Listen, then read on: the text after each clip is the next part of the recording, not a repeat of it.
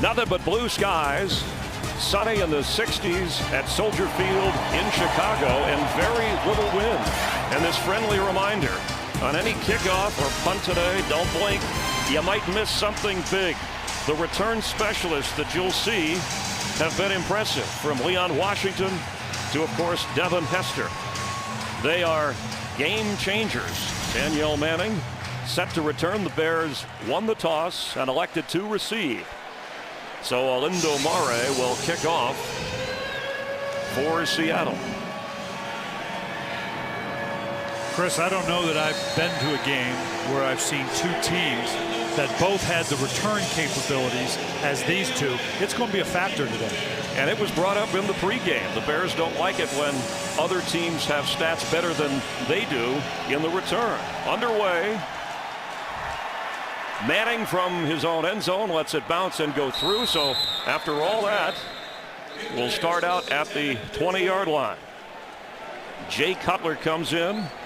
His 230 passing yards, that's what he averages as a Bear, our best in Chicago history. And Matt Forte coming off a career day running the football against Carolina. The ground game, over 200 yards, the best in 2 decades for Chicago. And the offensive line, it's a work in progress. Chris Williams back in. He's at left guard. We'll look at how they line up throughout the day. It's been remodeled. 4th different starting lineup on the offensive line this year for Chicago. Matt Forte in the backfield on 1st and 10 from the 20. Forte carries. Picks up maybe a yard. As for the Seattle defense up front, Kentwan Bomber starts for Brandon Mebane, who did not make the trip because of a calf injury. Chris Clemens, the guy you have to watch on the pass rush. 4 sacks and 11 quarterback hits. Lofa Tatupu runs the defense from the middle. And in the secondary, Lawyer Malloy leading the team in tackles. He'll turn 37 years old next month. So a 2nd and 9. 4 wide receivers in now for Cutler.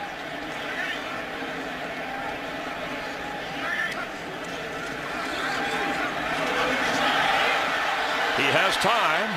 Cutler going deep, and Devin Hester brings a flag out for the official. Roy Lewis, the nickelback, was back there covering for Seattle. Well, when the play took this long and Jay Cutler broke contain, that puts a lot of pressure on a DB, and it's likely Lewis got a little tag on Hester. Number 34, defense. The ball will be placed at the spot of the foul. Automatic first down. And we're going to see here as he's trailing, and that ball's in the air a long time. Just got his hand in there a little early. That's a delicate timing. Had he timed it just a little bit later, he might have gotten away with it. But clearly as good as a catch now that they're inside the 25-yard line. A 58-yard pickup on the penalty. Forte stays in. Cutler to throw on first down. Pass is complete to Forte inside the 10.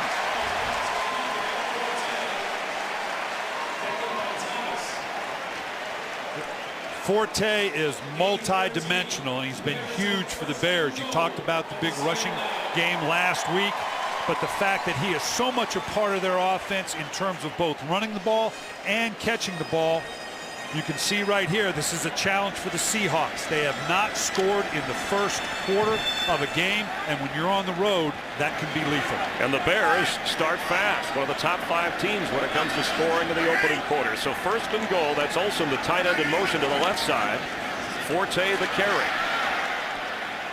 It'll be 2nd down goal. The whistle finally blows. Al Riveron, our referee today.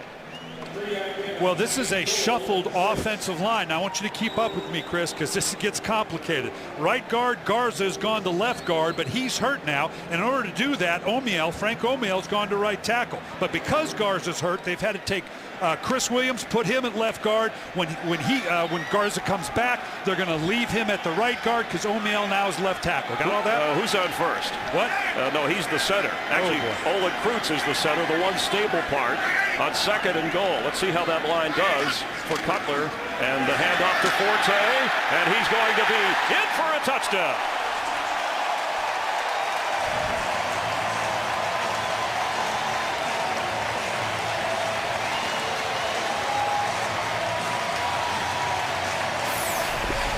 Chicago could not have scripted a better start. This is the way, with the reshuffled line, you want to start the game.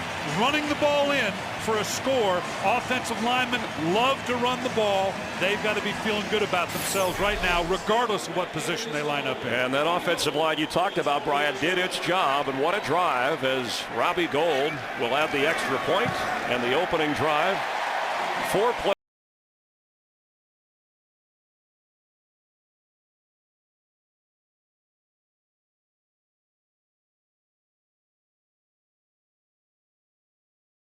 On Fox is sponsored by Southwest Airlines. Find our fares online only at southwest.com. A lightning fast start for the Bears after Forte punches it into the end zone. Seattle will get a chance, and that means Leon Washington, who has a bit of a rivalry going with Devin Hester, growing up in Florida. In high school, they recognized their talent. Leon went to Florida State, Hester to Miami, and it's continued. He hopes to respond today. And again, the kickers as well aware of the return men as we are and want to play keep away from the specialist who can score in a flash. Pete Carroll back in the NFL. And since he took over in January, 225 transactions, including this week where they acquired during the bye week Marshawn Lynch and traded away Deion Branch back to New England. Well, he's going to find the combination he wants, and they better be drinking the Kool-Aid, because that's job one for Pete Carroll. You got to buy in. And he has Marshawn Lynch in the backfield. Hasselbeck looks to throw and does. Low but caught at the 34-35 yard line is tight end John Carlson. And let's take a look at the lineup for Pete Carroll and his offense. Matt Hasselbeck coming in with 4 touchdown passes through the air in 4 games. He's run for a couple. And Marshawn Lynch starting and should get the workload as long as he can hold up. And on that offensive line, once a linchpin for Seattle, now another position, an area under repair. As the handoff goes to Lynch, and his first run is a Seahawk, and he gets a first down. Let's get a game break. Kurt Menefee will keep us updated all afternoon. Kurt? Well, the Eagles trying to score as quickly as the Bears did in your game. End around to Deshaun Jackson. 31 yards later, it's good for 7. And the Eagles take their opening possession, march down the field, and have a touchdown lead over the Falcons, just like that. Chris and Brian. Thanks, Kurt. He'll be keeping an eye on that Giant game, hosting the Lions. As you see the NFC East picture. As for the NFC West, Arizona idle today at 3-2. They lead the division, so the Seahawks would like to chalk up a W and move a little bit closer. Michael Robinson is in and quickly gets the snap. So the fullback running back, Michael Robinson, came in a Seattle version of the Wildcat on what was a first down play. Checking the Bears defense, Israel Adonijah leads the team in sacks. He had 3 last week in a win over Carolina. But watch where Julius Peppers is. Brian Ewu is in starting at linebacker for Lance Briggs, who's out with an ankle injury, and Tim Jennings good with run support from the corner spot on 3rd down.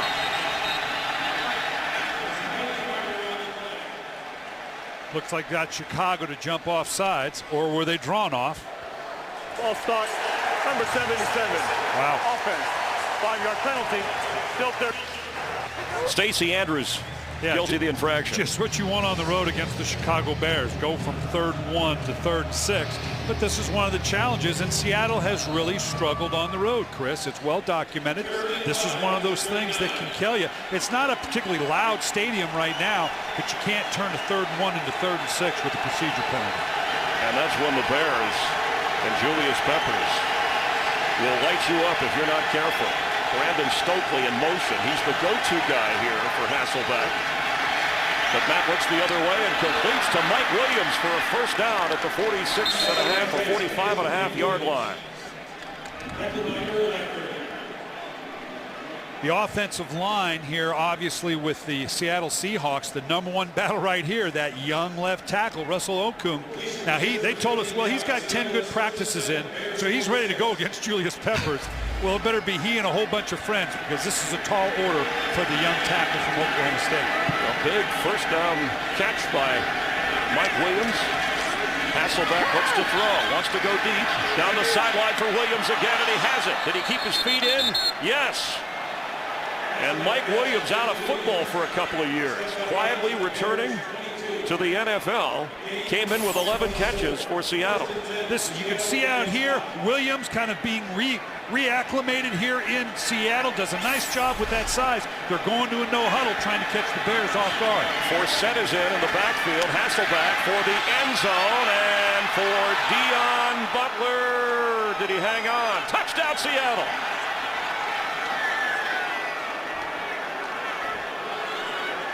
So the hurry up from Matt Hasselback, wanting to go deep, and connects with Butler, who moved into the starting lineup when Deion Branch was traded. And Butler here, it's going to be interesting to see. He stayed in bounds. I thought he might have gone out of bounds. You love to take verticals down at this part of the field. They went with no huddle to catch Chicago off guard. And they're going to try and hurry and kick the extra point, so there's no review. And I guess the official waiting to make sure the process was completed.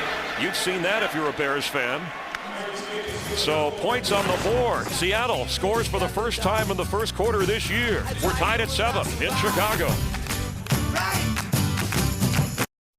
Today's game on Fox is sponsored by Bud Light. It's the sure sign of a good time. Here we go.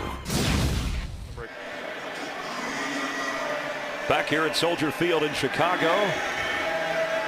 And Dion Butler hauling in the touchdown pass. First points by Seattle in the opening quarter of this season, and trying to win their first road game. Responding to Chicago's opening drive. It's not windy at all. That was just probably a poor placement of the football. And Chris, I'm always talking about the emotional response a team can have, particularly on the road. What a great response by Seattle. They go from a 3rd and 1 to a 3rd and 6. They convert it, get a play down the field, and then come up with the big play in the end zone. Great emotional response on the road. No NFC West team this year traveling outside the division has won an 0-8 record. The Seahawks hope to change that. Alinda Mare last time pinned him in the end zone. It is Manning who will be pinned again because he couldn't hold on to the football. So Chicago, where they started last time, from the 20, but Cutler marched him 80 yards for a touchdown. Let's see what they can do here. Today's game is sponsored by DirecTV. If you call yourself a sports fan, you've got to get DirecTV. By Lowe's. Lowe's, let's build something together. And by Pizza Hut. Your favorite plays deserve your favorite pizza. Your favorites, your Pizza Hut. After the Bears game here with the Seahawks, the NFL Sunday doubleheader continues with America's game of the week, the Cowboys and the Vikings. Both teams at 1-3. It almost takes on more meaning because where does the loser go? Randy Moss teaming up with Brett Favre. Randy has never lost to the Dallas Cowboys in his career. It's really a triple header. The NLCS, Phillies and Giants follows that. A big day on Fox Sports. 1st and 10 for Cutler. The pass tipped and incomplete. Chris, let's go back to the touchdown. This is just the classic 4 verts versus cover 2. Here you can see the safeties. We're going to go vertical on the outside, and I want you to watch what happens to the safety. This really makes it tough on the corner. Right here, stop. He makes the decision. He's going into the tight end. That corner thinks he's getting help over the top, and Dion Butler gets his score. Talk about balance so far. 3 runs, 3 pass attempts. The big penalty is what set up Chicago the last time. As Forte carries, it'll be 3rd down and long. And both teams told us they're going to do a lot of shifting and motioning, Chris. Chicago, what they're trying to do is slow down the presence of Lawyer Malloy. Watch number 36 for Seattle. He can tell you what the defense is on almost every snap. He comes down into the proverbial box, and they're going to move their formations around to make it difficult for him to pressure.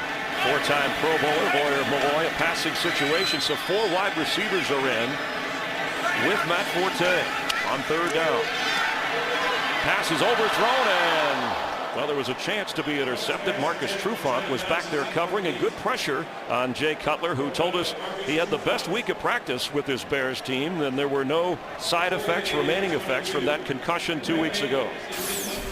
And at the end, you know, you open up these edges on the tackle, it makes it very difficult, particularly with the young line. You see the presence there of Matt Forte. You know what? Jay Cutler's been cleared to go. You don't worry about it because he's got to be able to go. But after coming off a concussion, every hit you worry about. Maynard, a very good directional punter.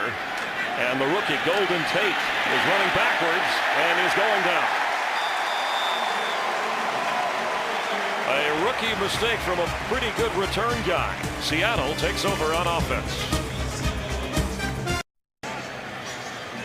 Chris, I want you to watch Brian Ewu here. Does a great job of maintaining contain. Golden Tate has no place to go. He keeps great leverage, forces him back inside. Had he gotten outside, he might have scored. Ewu in at starting linebacker for the injured Lance Briggs, so he's having a busy afternoon already. Hasselbeck, second possession on first down. Marshawn Lynch has some room. First down. And when we talked to him, he said, when I get into beast mode, look out. Yeah, now I want you to watch this. He is an inside zone runner, which leads everybody coming inside. He then jumps outside. They expect him to stay tackle to tackle, so when he bounces it outside, it's there for big gains. And Hasselbeck with a pick up the pace approach to the line. There is threatening pressure here. Hasselbeck 4 out of 4 so far.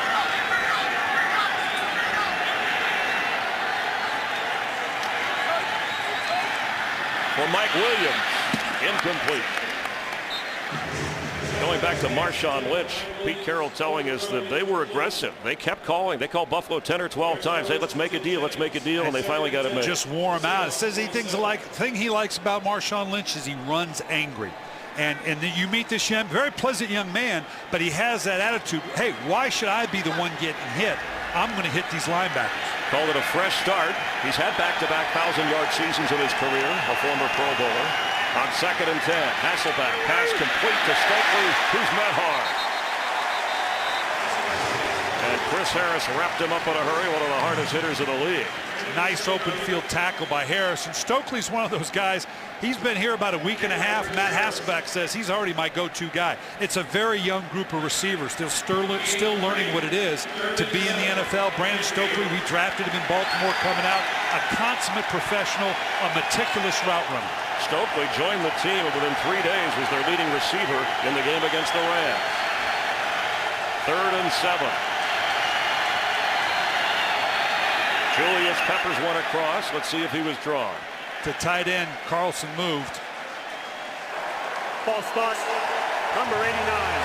Offense, 5-yard penalty, 3rd down. Maybe Carlson didn't get enough sleep. Congrats. Him and his wife Danielle having a baby this week. Mom, child, all happy and healthy. But for anybody lining up against Peppers, can't be too happy. And they're putting him over there to help the presence with Russell Okung. We talked about it. But this doesn't help going from a 3rd and 9 to a 3rd and 13.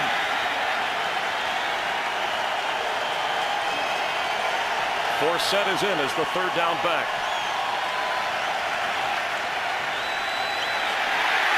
Hasselbeck in the grass, got rid of it. Matt Toina was all over it. They're going to call that incomplete. Now, either way, it's a punt. So Chicago doesn't much care either way. It looked like it should have been in the grasp. You're getting that pressure on the inside. They're running stunts. You can just see this pressure coming from the inside. We've said it many times. A quarterback hates pressure on the inside. Julius Peppers stunning around.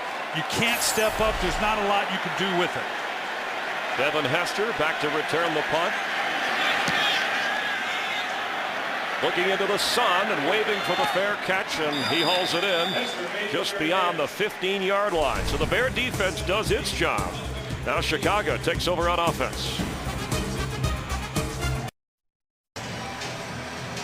Along with Brian Billick, Chris Myers, hope you're enjoying the NFL on Fox from Chicago. This is a Bob Stenner production directed by Rich Dewey. And a little more offense than we might have expected to start things as Chicago scored on its opening drive. Then forced to punt. Now they'll start again behind Jay Cutler. And Chester Taylor in for Forte. On 1st and 10. Taylor has it. Gets across the 20-yard line. And I've got to tell you, we alluded to it earlier with all this movement. I'll let you go to this first, Chris. I wanted to allude to the Giants and Phillies, part of a big day on Fox, the NLCS. Game 2, the Giants took Game 1 at Philadelphia. 8 Eastern, 5 Pacific.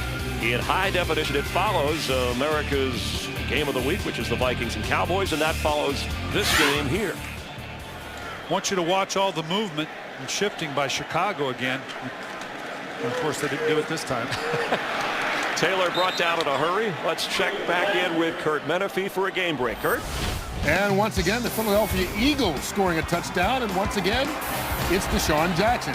Ran one in from 31 out, caught one from 34 out. Philadelphia on top of Atlanta already, 14-0. Chris and Brian. Thanks, Kurt. No Michael Vick in that game, and apparently the Eagles sailing along a big day in Philadelphia, with the Phillies hoping to bounce back against the Giants tonight in that NLCS game too. So a 3rd and 7 for Cutler. Earl Bennett moves to the left side. Pressure.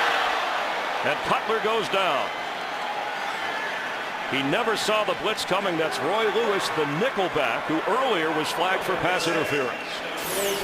And Lewis comes from the top of the screen. Again, they're shifting, they're moving. They put the tight end strong, then weak, and now you don't. That's the tough thing when you shift this much. Jay Cutler's got to assume everybody's picked up. He had no idea he was coming scot-free off that weak side. Sometimes all that moving and shifting can cost you.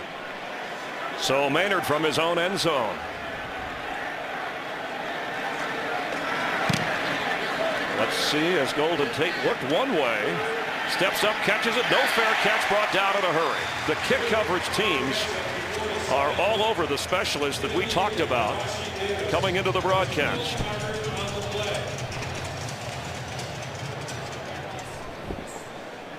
There's a flag on the field.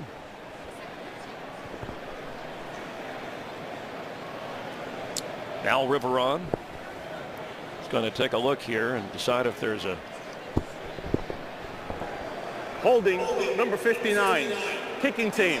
The 10-yard penalty will be added to the end of the run. First down, Seattle.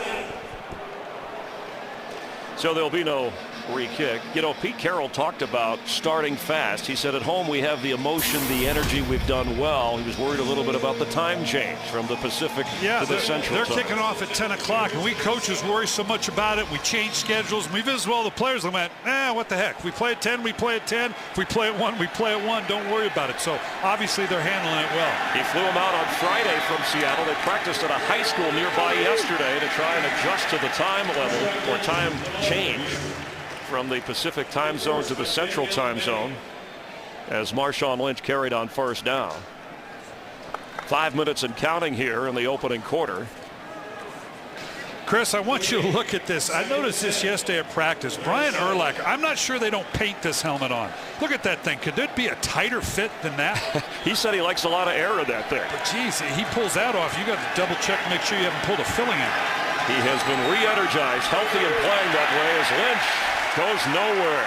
And there was Urlacher as a flag goes down. I'll bet this goes against Seattle with the holding on that edge. He's checking with Lovey. Holding number 77, offense. 10-yard penalty, second down. That's a second call on Andrews, the 4th penalty already for Seattle. Yeah, and what happens, we talked about Marshawn Lynch already, starting inside then bouncing outside, and you're going to see here on the right side what happens is once he starts inside and then starts to bounce outside, it changes the direction. Boy, I'd have to see that one again. I'm not quite sure. I didn't see it. If he held real quick. But that's a tough one on an offensive lineman, particularly a pulling one, because all of a sudden the ball breaks out outside of you and the trajectory of the defender changes. But boy, if that happened, that was at light speed. Well, it's going to make this drive a little bit tougher for Hasselbeck and that offensive line that's already sweating. Second down, 20 here. Hasselbeck said of this offense, we need to get really good at something instead of just okay at everything. Well, this down and distance, you typically are going to see a quick draw or possibly a screen. You're trying to get back into a workable third down. Third down being 3rd and 10, you'll take it. And Forsett is in, usually the 3rd down back now with Lynch the starter. Hasselbeck has it, throws, and Stokely spins around, makes a catch, and cuts into that yardage, so it will be 3rd down. Yeah, he faked the quick draw action we talked about. The Bears get paid too. They step up to go ahead and try to affect it, and now they come back into Stokely. So we've already seen Stokely is a go-to guy here on this left side. There's no help for Okung. You gotta be impressed with this young man, because he did that one strictly one-on-one. The first-round pick out of Oklahoma State hanging with Peppers. 3rd and 11. Time for Hasselback. Pass into coverage and incomplete. It was intended for Carlson, but Urlacher was back there. Well, this is a good exchange for Chicago after the penalty on the kick. Backed them up a little bit, gave Seattle great field position. Then the other penalty against Seattle, the holding penalty, the fast holding penalty, kind of evened it up. And this Bear defense won this series because Seattle was in a great position to take advantage of the field position. Seahawks don't even get a field goal attempt. Instead, John Ryan will be back to punt to Devin Hester. Again, looking into the sun, standing at his own 10. And he's just going to wave it off. And the kick is well placed and down right inside the 5-yard line, where the Bears offense will take over. Hey, there's a new way to play fantasy football, and everybody's involved in fantasy football, even some of the players. So make real-time substitutions in a 20-minute fast-paced game. New games will start every 15 minutes, and you can play right now at foxsports.com/live. You play fantasy football? I'm a fan, yes. In fact, I called you for tips, if you remember. Yeah, I did you a lot of good, didn't I? The players you told me so far not so good. As Cutler gets the helmet on first down with Matt Forte in the backfield. Sacked the last time he went back to pass. This time he carries. And Mike Martz told you, Brian, coming off the concussion, Jay Cutler, we won't do anything special. I want you to talk about that in a moment, but we welcome Carissa Thompson from down on the field. Hi, Carissa. Hi, guys. Well, a lot of instruction from offensive line coach Mike Tyson. You know, you mentioned all of those different adjustments, especially on that young right side, but you got to think about it this way, too. Those changes also are going to affect the running backs and Jay Cutler. After that last series, Chester Taylor and Matt Forte and Jay Cutler all got involved in that offensive line discussion to try to see if they can't all work together to make those adjustments, gentlemen. Thanks, Carissa. Now 3 tight ends. You saw Mike Tice, former head coach, the offensive line coach here in Chicago, and Cutler from his own end zone. It's into coverage, incomplete. And you were told that we won't do anything special in terms of the protection. If Cutler's in there, he's our quarterback. Yeah, you know, everybody's wondering, do you change the game plan? Do you run more? Do you protect more? And everybody made the point, rightfully so. Look, he's been cleared to go. If he's not cleared to go, then we won't put him in. We've got to run our normal game plan, and that's what they're doing here. It's just to see they're doing a lot of shifting in motion. That puts a lot of pressure on a guy that's been out for 2 weeks. So far, they've been very good at it with no procedure penalties. Cutler said again, a great week of practice. He's 1 out of 4, but Seattle has applied pressure. 4 wide receivers now for Chicago on 3rd and 9. Cutler in the air and incomplete. No flags. Well, I thought we were going to get a flag there. Looks like they got a handful of cloth, but they didn't throw it. Looked like they had a hold of it. There is a flag back at the goal line area. That would probably indicate holding on the Bears.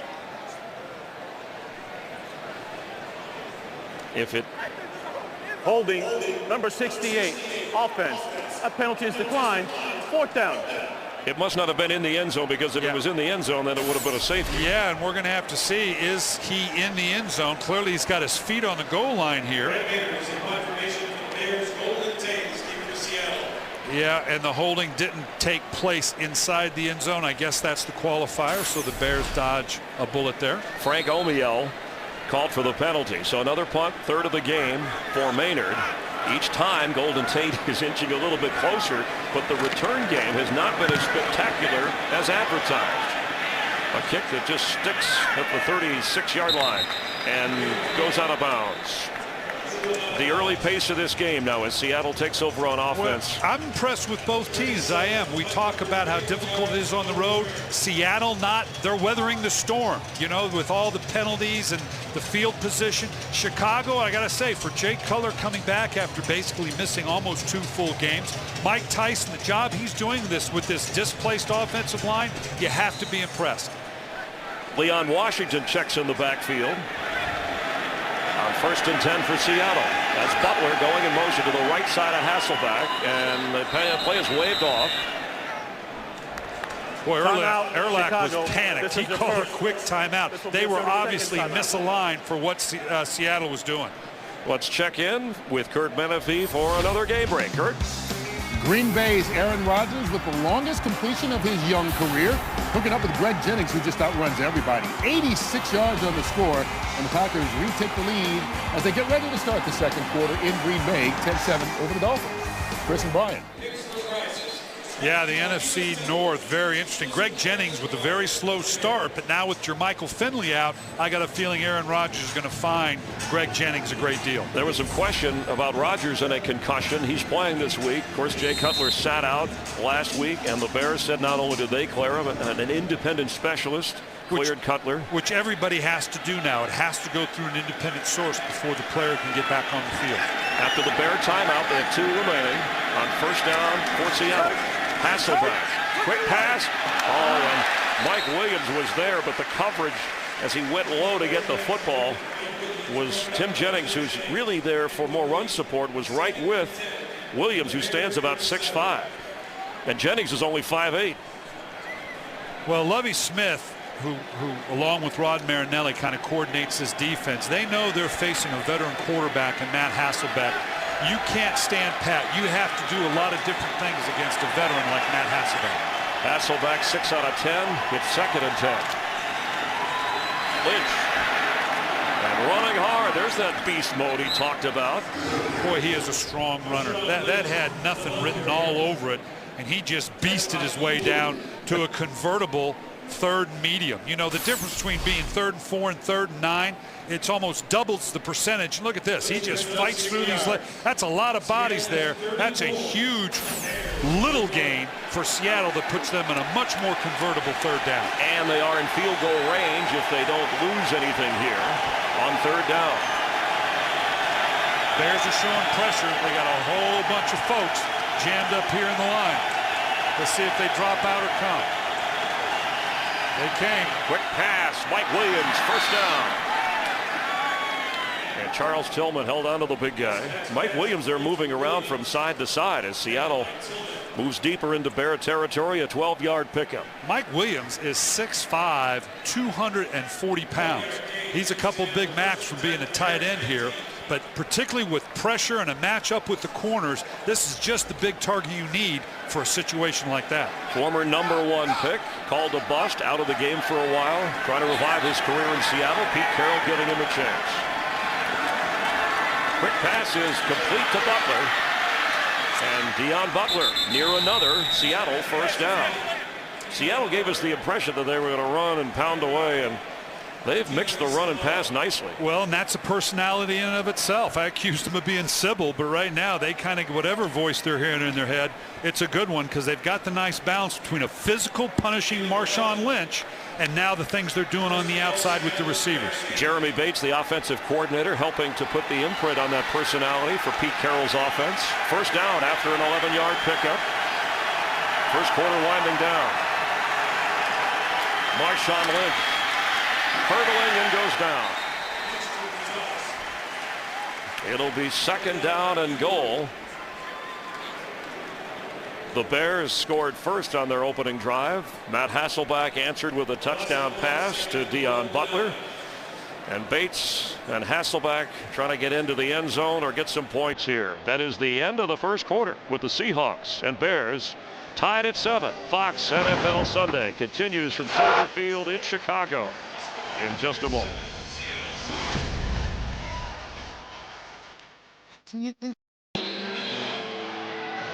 Start of the 2nd quarter, and we're tied, but the Seahawks are threatening on 2nd down goal. Well, I'd say they've more than handled the 1st quarter woes they've had. Huge difference in yardage and time of possession. 4 wide receivers, 4 set in the backfield. Hasselbeck, quick pass, and incomplete for Mike Williams. That was not near the mark, so it'll be 3rd and goal. Yeah, that's a tough pass to get out of your hand quickly when you're going from gun. Typically in the gun, you tend not to do quick steps. This is just a one step to the out, or excuse me, even further outside Williams. That is tough to get it out of your hands quickly. Especially when it's a big target like Mike Williams. So the Bear defense with the crowd getting into it. On the spot, 3rd and goal. Forsett. Justin Forsett is in for a touchdown. What a 3rd down call, and Julius Peppers slow to get up at the 5-yard line.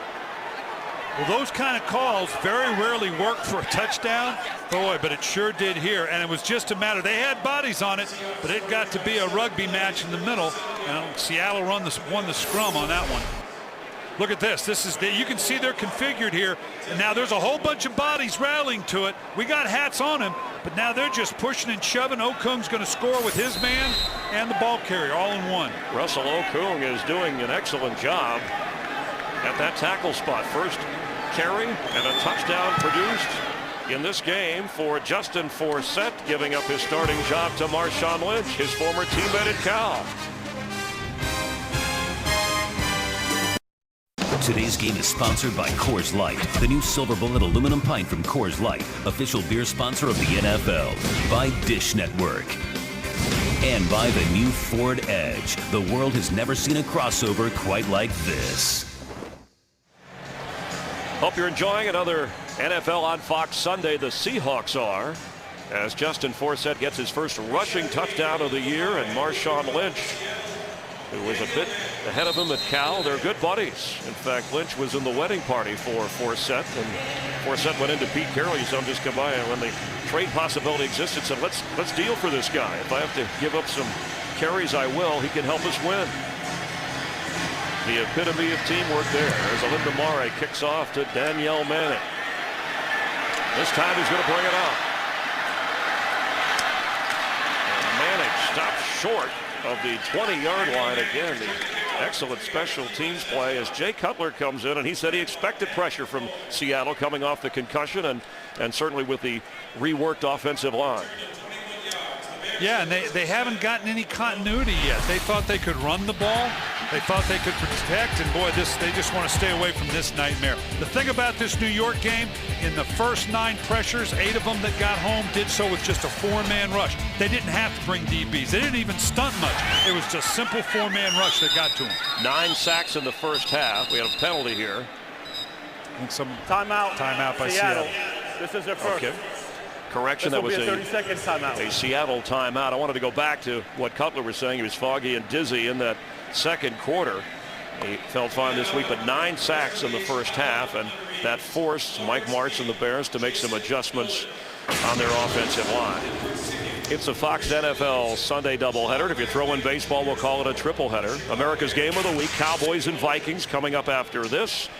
And Brett Favre will open with Randy Moss. Apparently the two went in on their own Tuesday night to look at game film and go over some things to try and spark the 1-3 Vikings. Dallas in the same boat. Here, Seattle trying to win its 3rd game of the season. The Bears trying to go to 5-1, but so far a slow start for Jay Cutler, just 1 out of 5. Biggest play was a penalty, a pass interference penalty on the Seattle defense. Chester Taylor on the left side as a receiver. Cutler goes to the right side off of Olsen's hands and incomplete. Let's check in with Carissa Thompson. Well, an update, guys. Seahawks are without a member of their secondary. Cornerback Kelly Jennings is out with a pulled right hamstring. He's walking around on the sidelines with some ice on it. They'll take a closer look at halftime. Walter Thurman will be his replacement. All right, so thank you, Carissa. Roy Lewis, the nickelback. If you're Cutler, if you're Martz, and you see that, do you attack the rookie from Oregon? We said in the open, this is the 2nd worst pass defense in the NFL. They're down a man. I don't know how you not go after it, but they do want to keep a running profile as well. Taylor stays in on 2nd and 10.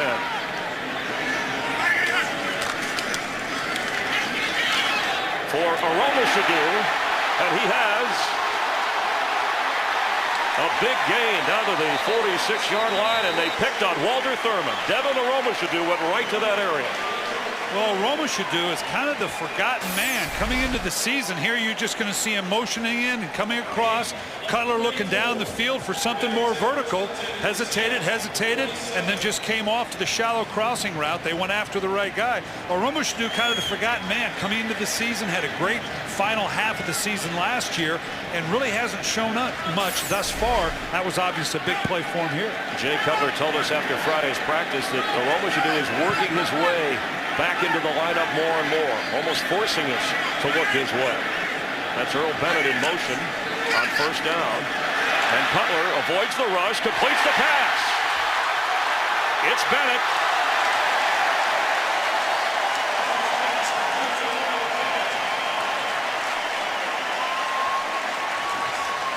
A 36-yard connection between the two former Vanderbilt teammates. A lot going on for Jay Cutler, but he's weighing it out here. A lot of people crossing. He avoids protection or avoids pressure there, gives him the time to hit Earl Bennett. All this motion and shifting. They're trying to find the best matchup, and in these last two plays, they have found it. Seattle hustling to get their defensive players off the field. On first down, Cutler. Pass is incomplete, and he got hit hard and went down. Let's check in with Kurt Menefee for another game break. Kurt? Ben Roethlisberger was picked off on his third pass of the season, but hangs in there against Cleveland and makes up for it. Hooking up with Mike Wallace on the 29-yard score, obviously. His first touchdown back from suspension. And the Steelers have a 7-3 lead in the second. Chris and Brian. Thanks, Kurt. Big Ben doesn't want to be called that anymore. Steelers did an excellent job without him. Only one loss this year. Bears only one loss this year. In the red zone, 4 wide receivers. Cutler's been much better down here this year than last year. They give it to Forte, and he goes down in a hurry. Seattle was ready for that. Thurman was involved with Chris Clemens on the tackle. Thurman coming up from that corner spot, and Clemens nailing down that end spot. You know, they're moving and shifting, as I'm saying. They got to be real careful with Jay Cutler here now, particularly in the red zone. When you shift and open up the edges like that, both in the running game and in the passing game, all of a sudden that's a very short edge. You don't want to force Jay Cutler into a mistake down here. And Jay told us you get a little older, you get a little more cautious. You have to come away with points when you're down here. Sure, you'd love a touchdown. 3rd and 10, trailing by 7. Cutler under pressure. And goes down. Looked like Aaron Curry eventually brought him down. Frank, this is exactly what I'm talking about here. I love the motion, but I want you to look right here. This is an open end with that tackle. There's no tight end presence. There's no back presence back there. That's a short edge to come to this running to this quarterback. This is where you tend to make an error if you're not careful. Nice job in his part, pulling it back down. Don't force a turnover. Take the 3 points. Robbie Gould to try a 34-yard field goal. The kick is good. Robbie coming off his career high of 53 yards last week. But Seattle's defense holds Chicago to 3. Good news for Jay Cutler, no turnover in the red zone. The bad news, they don't get the touchdown. There's the number 2 quarterback, Haney, for today's game. Cutler 3 out of 9 so far, 83 yards. Touchdown came on the ground with Forte. So after Gould's field goal, cutting the Seattle lead to 4, Leon Washington, who had 2 touchdown runbacks in a win over San Diego earlier this year, has a chance. And is cut down just beyond the 25-yard line. Wednesdays make lunchtime your prime time. Lunch with benefits at foxsports.com. It's a one-of-a-kind show from your computer. 1 Eastern, 10 Pacific, and we have the after party with Jay Glazer. Of course, Brian Billick, coach speak, always entertaining. I remember you told me the computer was a passing fad. Now you carry that thing with you everywhere. Yeah. A passing fad. Hasselbeck has been passing his way, 8 out of 13 for already over 100 yards, and Seattle has a 4-point lead. And he's going to pass again if he can. Gets rid of it. I'm surprised, having seen Seattle this year, how well they're playing away from home. Yeah, and it's a mindset. And we could tell, I alluded to it earlier, talking to the players, and I think they were just drinking the Kool-Aid, but Pete Carroll sold them on, guys, it is a mindset. And the players were like, hey, this is no big deal. We don't care where you kick it off. They were drinking the Kool-Aid in our meetings yesterday. So far, so good. Lynch, who got the start, gets the carry. And the ex-Bill brought down in a hurry, so that'll bring up a third down. That's Brian Ewu. Again, the ankle injury keeping Lance Briggs out. He did not practice all week. And Ewu, who has been a terrific special teams player, not only here for the Bears, but when he was in Jacksonville. That's the difficulty when you take your best special teamer and have to start him now. He can't do everything. It affects your special teams. Not having Lance Briggs hurts. This guy's a dynamic player. Ewu is a solid player. Briggs is a special player. Briggs looks on 3rd and 9. Peppers is on the left side. Pass complete to the tight end Carlson, but short of the first down marker.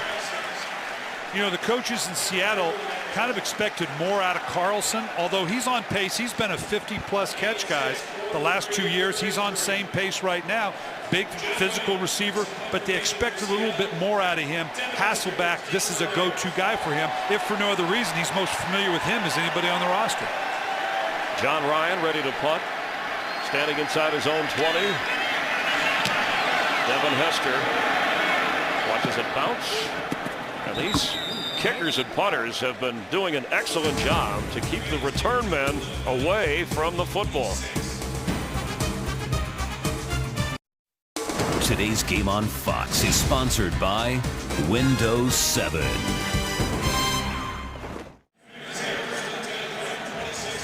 Glad to have you with us. The Seahawks, along with the Bears, trying to silence the skeptics who said, yeah, you've won games, but how good are you really? Jay Cutler hopes to get Chicago to its 5th win of the year, trailing 14-10. Cutler. Screen to Forte. And look at Matt Forte go to the 45 and then some. Lawyer Malloy made the stop. Well, the screen game has been huge for Chicago. Just watch the way these linemen are going to work out in front of the screen. They let that rush come through, and now they slip it out to Matt Forte with a whole bunch of folks behind him. They cranked off an 80-yarder in that opening game. I was here for that game. This is a huge part of their offense. And maybe a way to help settle Jay Cutler. Out last week with a concussion. Has been hit hard today. Has yet to really find his rhythm. He has plenty of time, and he's going to keep it and go out of bounds at midfield. Let's check in for another game break. We'll keep you informed with everything that's going on. Here's Kurt Menefee. Keeping an eye on the NFC West, the Rams. Sam Bradford hooking up with Denario Alexander. 38 yards for the score, his first NFL touchdown. St. Louis leading San Diego 10-0. Chris and Brian, how about Bradford being the #1 overall pick? Denario Alexander, an undrafted free agent. And the fact that they can work together and have success. And of course, Seattle knows what it's like playing the Rams in St. Louis. That was a tough road loss for them. But at the end of the day, Bradford is going to buy. Yeah, you think so? Yeah, given the difference in contracts. He'll make a few more bucks. Yeah. 2nd and 5 for Cutler. He's going deep down the sideline for Knox, and it's tipped, and he had a shot at it, but it went by him. Boy, there was a lot of hand fighting going on down there. That ball did tip up a little bit. Knox, you can see here, that's just a lot of bodies here. This thing tips up. I don't know if Knox gave up on it or didn't see it bounce. Stay with it, keep going. Boy, that would have been a fun one for him had he stepped back underneath that one. Now, you are looking back into the sun from that angle, but to have those two receivers that close together. Yeah, no, that had to be a mix-up, and Jay Cutler's thrown up a prey. There's the sun that we talked about as far as the angle. Well, then you just catch the dark spot. Use your sunglasses. Chicago 0 for 4 on 3rd down. Worst in the league coming in that department. And it's going to get worse. Tatupu tips it incomplete. Another punt for Chicago. Seattle is weathering the storm. I'm impressed. The way this game has gone, it would be real easy. Again, they have no reference frame to do well on the road. I think they're handling it very, very well. Excellent defense as Golden State is ready for the bunt. Could Jay Cutler be a little shell-shocked? Well, no, I think they're opening up those edges. They're putting a lot of pressure on him. They thought they could run the ball. They really haven't attempted a whole lot of runs thus far. So Maynard's kick, again, an excellent directional kicker, and looking into that sun, the ball is not returnable. So Seattle will start at a hole, but they have a 4-point lead here at Soldier Field.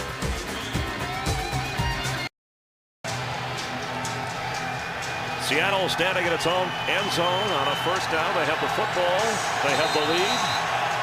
But their defense wants a little hometown support.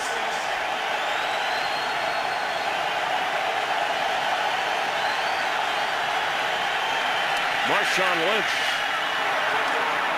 across the 10-yard line and made something happen. And the addition, his 8th carry of the game. What does that do for a Chicago defense preparing for this Seattle offense? Well, obviously, anytime you can run the ball, and Pete Carroll, you could tell when we visited with him yesterday, he was excited about having Marshawn Lynch because they were missing that physical aspect between the tackles. Forsett is more of a flash guy outside.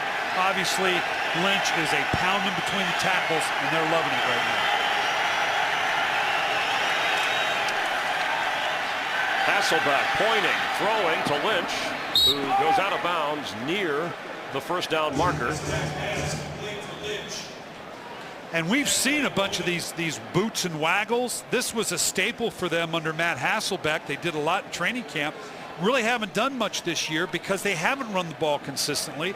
Now you see that Marshawn Lynch is cranked up in the running game. You see more of these boots and waggles getting outside to contain of the pocket. So Lynch, a run, a catch, a first down for Seattle. Have a little more breathing room from their own 16-yard line. Justin Forsett checks in and carries. Slips to the outside, and Forsett has a first down for Seattle. That combination of power and then the slippery speed outside. Yeah, I want you to watch here the difference in the two. Marshawn Lynch pounding away. Now here we're inside the pits, and watch the way he just steps around these blocks. Quick feet, bounces, nods, steps to the side. Totally different style than Marshawn Lynch. And this is a league of two-back punch. You got your big punch guy with Lynch. You got your flash guy in Forsett. On first down, Forsett carries across the 30-yard line, and I realize we have 7 minutes to go here, but we haven't called in the first half Julius Pepper's name very much against the rookie left tackle Russell Okung, the first-round pick out of Oklahoma State. And you're exactly right. That's impressive. They've done a few things to help him, but we've already seen he's been left one-on-one with Peppers for a while, and so far, the young man's holding up real well. Okung got in against the Rams, some 25 snaps to get his feet wet. As Hasselbeck throws incomplete, intended for Michael Robinson. And they've been pushing Matt Hasselbeck a little bit. Matt Hasselbeck has made a career in Seattle, primarily under the Mike Holmgren offense. Get the ball out of your hand quick. Tempo, tempo. They've been trying to get him to be a little more patient. They don't want sacks. They don't want interceptions. But let a play mature a little bit. We'll get more plays down the field that way. Bears defense facing another major moment here on 3rd and 6.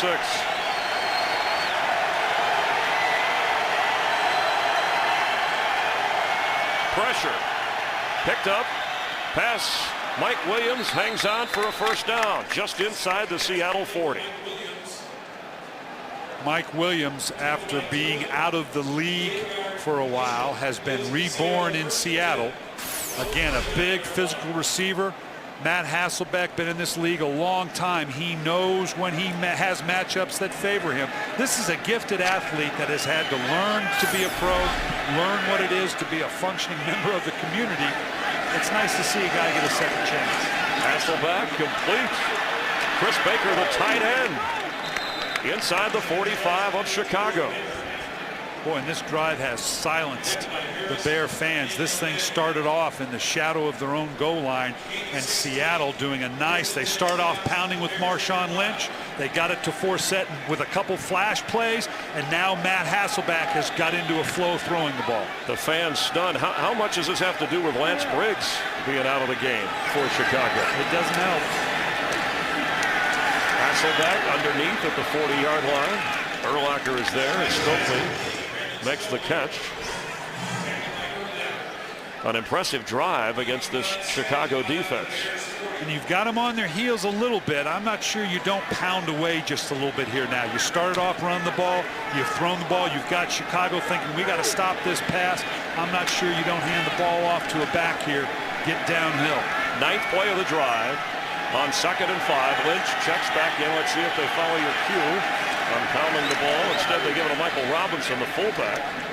What did Lynch say about having a fullback, not used to having a guy? Yeah, he says, I got my own special secret service. I got my own personal protector. And Marshawn Lynch is more of a two-back. You know, some backs don't like having a guy in front of him. Forsett wants to be a single-back guy because now he can go more to an open area. Don't add another body. Marshawn Lynch, put a big back in front of me, be my personal protector. I'll pound away. 4 out of 7 on 3rd down for Seattle. They have 3rd and short here, and Forsett is in instead of Lynch. This is kind of Stokely area right here. I'd watch for Brandon Stokely. And we have a timeout, Seattle's 2nd timeout. They have 1 remaining. Julius Peppers, who had such an emotional game going back to Carolina last week in the Bears' victory, has been held in check. And you can see here, he's a little winded. This is what happens to a defensive line. So's the guy standing there wiping his face. Yeah, look at him. You know, he's tired. Well, that's one thing Brian Urlacher said. Even if the stats don't show up, because he's out there, offenses are worrying, doing other things that allow some of our other defensive players, like an Israel Adonijah, who had 3 sacks last week, to make big plays. What Urlacher liked about it, he said, because he draws so much attention, the backs have to stay in and help the tackles. We don't get guys leaking out as much. We don't have to cover the backs out of the backfield as much. But right now, they're going to have to cover everybody because Seattle's kind of doing whatever they want. So a 3rd and 2.5 after Seattle talked things over. Again, watch Stokely right here. I'd be looking for him in this down and distance. For Butler, and he's brought down short of the 1st down marker. An excellent tackle over there by Zach Bowman. Great open field tackle. If you're going to play good defense in this league, you've got to have good open field tackles, and that's exactly what Zach Bowman did. Prevented the 1st down, forcing Seattle to punt. Now, would you have played that a little differently if you were the Seahawks, especially after the timeout, given where you were, field goal possibility in terms of what you would do? Well, I'm sure they had a combination. He was looking downfield. This was his last option, hoping the guy could maybe break a tackle. That, you know, when it's 3rd and 4, you don't design a play to be 3 yards. A big stop by Chicago, out of field goal range. So Ryan kicks it, tries to force Hester to fair catch it, and he does, just beyond the 6-yard line. Tonight, game 2 of the National League Championship Series. The baseball giants, San Francisco's Giants, will send Jonathan Sanchez to the mound against Roy Oswalt and the Phillies, as San Francisco tries to go up 2-0 in the best of 7 coverage of game 2 of the NLCS. 8 Eastern, 5 Pacific from Philadelphia. It's in high definition only on Fox. We'll take you through the National League Championship Series all the way through the World Series. And don't forget, after this game, America's Game of the Week, Cowboys and Vikings coming up. Well, I love this. We're back and forth. Seattle had to start a drive in the shadow of their own goal line. Chicago's kind of the same place. Let's see if they can push it out from the end zone here. 9 runs for the Bears on offense, 14 passes attempted for Mike Martz and Jay Cutler. And Cutler just got rid of it. Good pressure from the Seahawks. Yeah, they were trying there again. They're opening up these edges for Seattle. Seattle's not a particularly big defense.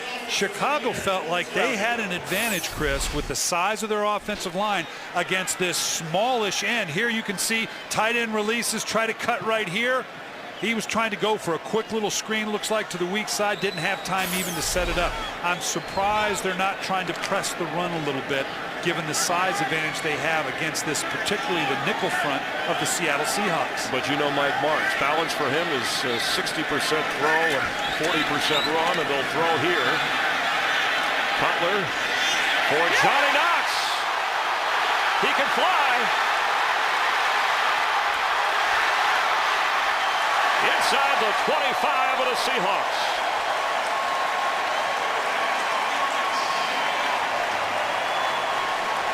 Nice job of Jay Cutler stepping up in the pocket. They're trying to tempo it here. Johnny Knox and Devin Hester, maybe the fastest combination receivers in the National Football League. Nice job selling the post. Now, did he step on that sideline? They're trying to get up to the ball quickly. Chicago is. Nice play before it gets challenged. And here comes the challenge flag. Yeah, they were right there on top of it. Chicago tried to hustle up and get this thing out. Jay's a little frustrated right now. He wanted to get to the line right now to get a snap off to not give Pete Carroll a chance to get that flag out. Pete Carroll, 2 out of 2 in challenges. Seattle is challenging the ruling on the play that the player stepped out of bounds prior to when the whistle was blown. Al Riveron will review, and we'll take a closer look to see if Pete can go 3 for 3 in the challenge department. You're watching the NFL on Fox.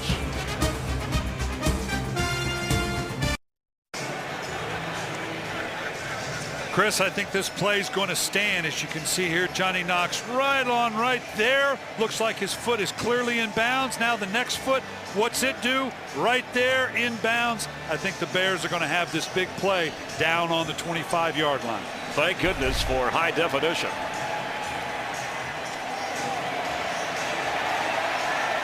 Well, Pete Carroll, you know, 2 for 2 now, or 3 for 3. Here now they're going to lose now that they've lost, if indeed it's what we see here. I don't know what the official sees. I wasn't very good at this. But obviously, if they see it the way we see it, he'll lose a timeout and have 1 remaining. Pete told us he has help upstairs, an offensive coach, a defensive coach that is specifically, that goes through one voice to say, hey, yes, we should challenge, no, we shouldn't, and they were quick to throw. Of which you can trust none of it, I promise you. Don't listen to the player. That's what every coach tells you. And even the guys up in the booth half the time. It's for Johnny Knox, if it stands, the 67-yard catch and carry is a season long, his career long 68 yards. The ruling on the field stands. Seattle has been charged with the 3rd timeout. Seattle can no longer challenge any plays this half. Interesting, you said you weren't very good. Seattle head coaches on challenges all time hit just 25%. There again, real clear cut. There, no. He's clearly in bounds. Next one. Now, they were right here. They could see it. Like you said, you got all that help upstairs. I'm not quite clear, but I guarantee you there's some coach saying, Coach, he was out of bounds. He was out of bounds. And it's like, man, what were you looking at? So the big play from the big play receiver stands. It's a 1st and 10 from the 25 with Matt Forte in with Cutler. And Jay to throw, has time, and completes. Falling down at the 12-yard line is Johnny Knox. Another 1st down. Yeah, now they're inside. You know, Johnny Knox is his go-to guy. As I said earlier, this is a fast combination with Devin Hester and Johnny Knox. This would be a possibility of a Matt Forte down. I'd expect a quick run here. Nearing the 2-minute warning.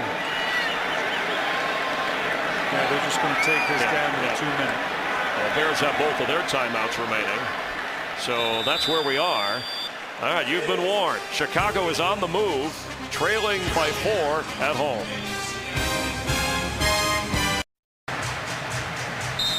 Well, we question whether Mike Martz would run it or not. And you can see right here, he's sticking with the pass, but with those numbers, you really can't falter right now. But come on, give me a run here, Mike.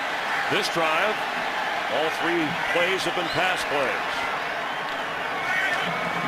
Here comes another one, if Cutler can get it off. And almost intercepted twice by the Seahawks in the end zone.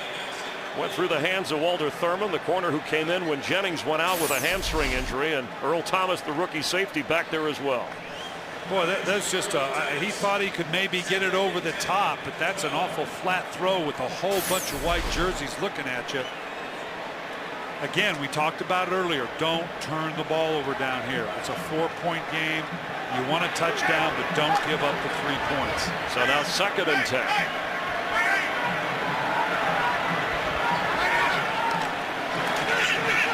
Cutler's pass on the other side of the receiver, but a nice catch made by Devin Aromashadu, who had to get a stop and turn. And it'll bring up third down. And again, the Bears 0 for 5 on third downs today. And they came in as the worst in the NFL, just about 21% on third downs in the league coming in. Well, this is where Mike Martz knows that Jay Cutler has to be careful. It sounds awful conservative, and hey, whatever you do, don't screw up. You got it, never up, never in, you golfers say. But by the same token, let's don't turn the ball over. Whatever shot you take here, be smart about it. Cutler just wasn't comfortable, and the Seattle defense stiffens, forcing a field goal attempt. Shaking his head as he walks off the field. There again, you see this pressure. They've opened up that edge. That's a receiver right there on the edge. Couple guys coming off, hands up high, forcing an early throw without actually getting a hit on the quarterback. That's a win for Seattle, even though they've gone the length of the field to only hold them to 3. Lofa Tatupu, remember, said play pass until it's not. Every play in that drive was a pass. So Robbie Gould is good. So the Bears inch a little bit closer, trailing 14-13. Tomorrow night on the all-new House, smallest patient fights to survive. Can House perform a miracle? It's a medical mystery that'll surprise you even at the very end. Jennifer Gray is the guest star on an all-new House tomorrow night at 8, 7 Central, and viewer discretion advised. Lovie Smith said, I always try to keep the same mood, low-key, even temperament, whether we're up, whether we're down, whether... Well, Lovie does that, but I'm not so sure, Lovie, again, how are they winning? Last week, good defense, ran for better than 200 yards. And I'm not trying to say they shouldn't continue to throw the ball, but at some point, Mike Tice, I'm sure, is also thinking, you know what, my guys would love an occasional run here and there, because this young line, all of a sudden now it turns into a track meet, and that's awful tough on a young, displaced offensive line. And Leon Washington, proof that one big return can change things, as he helped win a game against the Chargers, who were trailing at the last point we checked. Green Bay, and I know Bear fans are interested in that game, tied with Miami at the half. The Visa halftime report coming up with Kurt and the guys. All the highlights and information you need to know.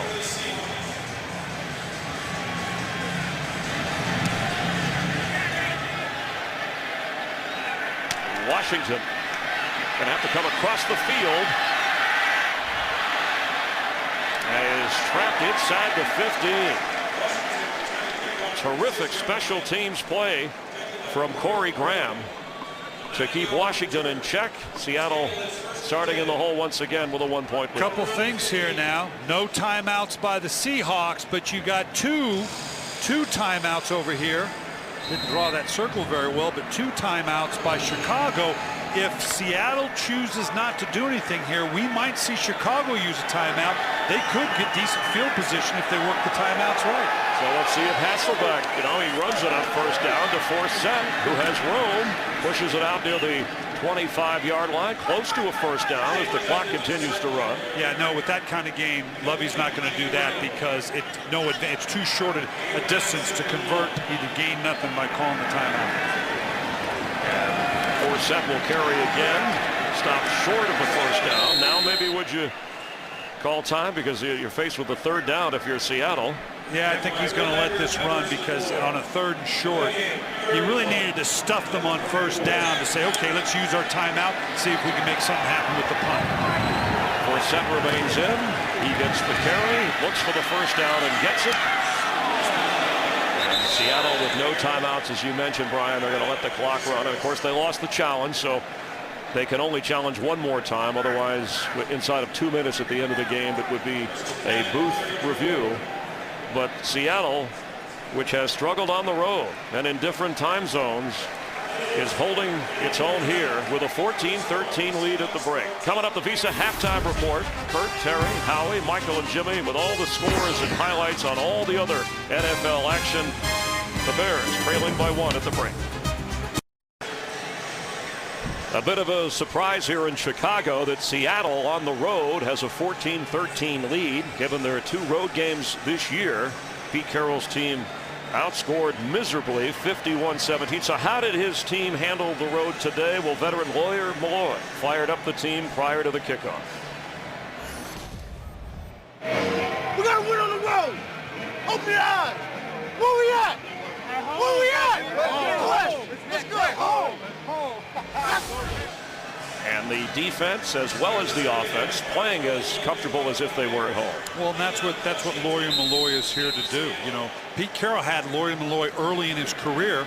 Said he was kind of a wild cannon. Now he's one of his leaders because it is all about mindset. And as I said many times, they're drinking the Kool-Aid. They're believing it. Right now it's 14-13. Robbie Gould kicks to Leon Washington. And look at Leon go. Best return of the day out across the 40-yard line. No flags on the field. Let's head down to our sideline reporter, Carissa Thompson. Well, guys, catching up with both coaches at halftime for Lovie Smith. Not too happy. He said, we are lucky to be down by only one. I said, you know, you thought you'd be able to run the ball against the Seattle defense, but you went to the aerial attack. He said, you know, honestly, we aren't even doing that well. 0 for 6 on third down conversions. Can't get it done in the red zone. For Pete Carroll, he said it's all about stopping those breakout plays and those yards after the catch. Loves what Marshawn Lynch has added to this offense, gentlemen. And Seattle's offense, which has gone toe-to-toe with the Bears defense. Marshawn Lynch goes face-to-face and does a nice job to avoid a major loss.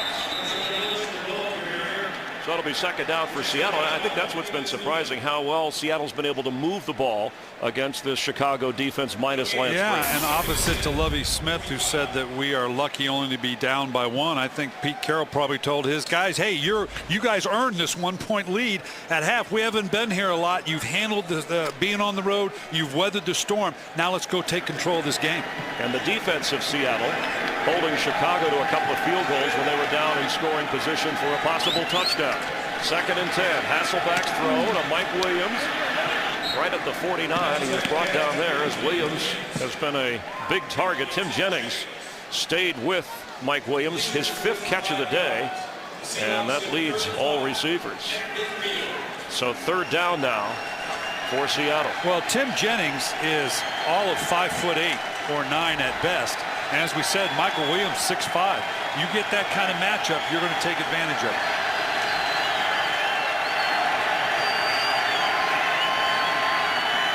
Back to Williams. They took advantage against Tillman on the other side for a first down catch. And looks like Stokely is. Well, I don't know if it's Jeremy Bates dialing up right or whether it's Matt Hasselbeck, but right now they're dialing up these quick passes at just the right time, because every time that Chicago steps up on the line of scrimmage and brings inside pressure, they seem to be getting the ball out of their hand quickly with these quick throws. Jeremy Bates, who helped Jay Cutler arrive on the pro level, blending well here with Hasselbeck. Pass in and out of the hands and was hanging in the air, and Carlson should have had it. Yeah, I'm not sure Danielle Manning didn't get a hand on this. The ball was just a little bit behind Carlson.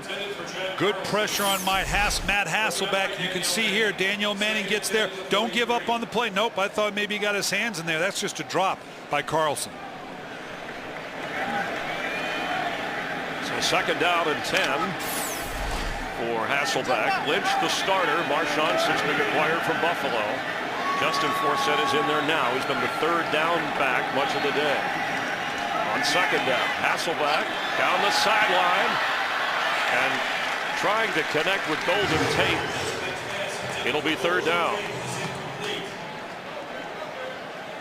Yeah, you can see they're going to pick their spots here on this backside. I want you to watch the help they get on the left side against Julius Peppers. The tight end starts there. The back has a presence, allows the tight end to overcommit to the outside. They are changing it up not to let Julius Peppers get started. So far, he really hasn't been much of a factor. Seattle wants to take advantage of excellent field position again on third and 10. Washington and Forsett are in. Hasselbeck dumps it off, just does get it to Washington, but it'll be fourth down. And Julius Peppers is lying down at midfield, being helped up by his teammates. Peppers has not been a noticeable force. No matter what here, now you got Oku, you see Forsett looking inside, probably needed to help out on the outside a little bit. That's just a lot of stunts coming in there. Finally, the pressure getting home on Matt Hasselbeck and affecting his ability to deliver. So a missed opportunity for Seattle, and looking into the sun is Hester.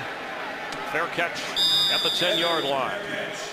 Jay Cutler, 7 out of 18, 188 yards in the first half. Takes over here in the third quarter.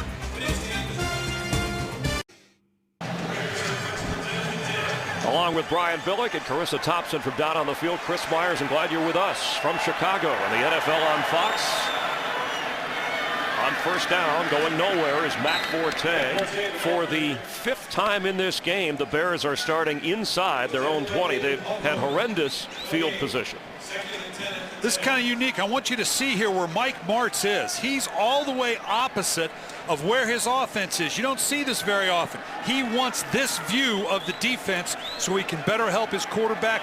He relays the plays to the quarterback coach who's closer to the offense to get it in. But he typically will position himself in this unique angle to get a broader view of the defense. It's a guy always looking for an angle on 2nd and 10. Cutler goes down, and the ball looked like it's a safety in the end zone. He held onto the football, but Seattle gets 2. And it was a tough hit. And again, from the backside, Jay Cutler gets hit as though he did not anticipate coming off this backside. You're going to see here up at the top, the DB is coming. The tight end releases. The tackle's inside looking for the tackle. He had no clue that that was coming. And Jordan Babineau from the safety spot delivered the hit.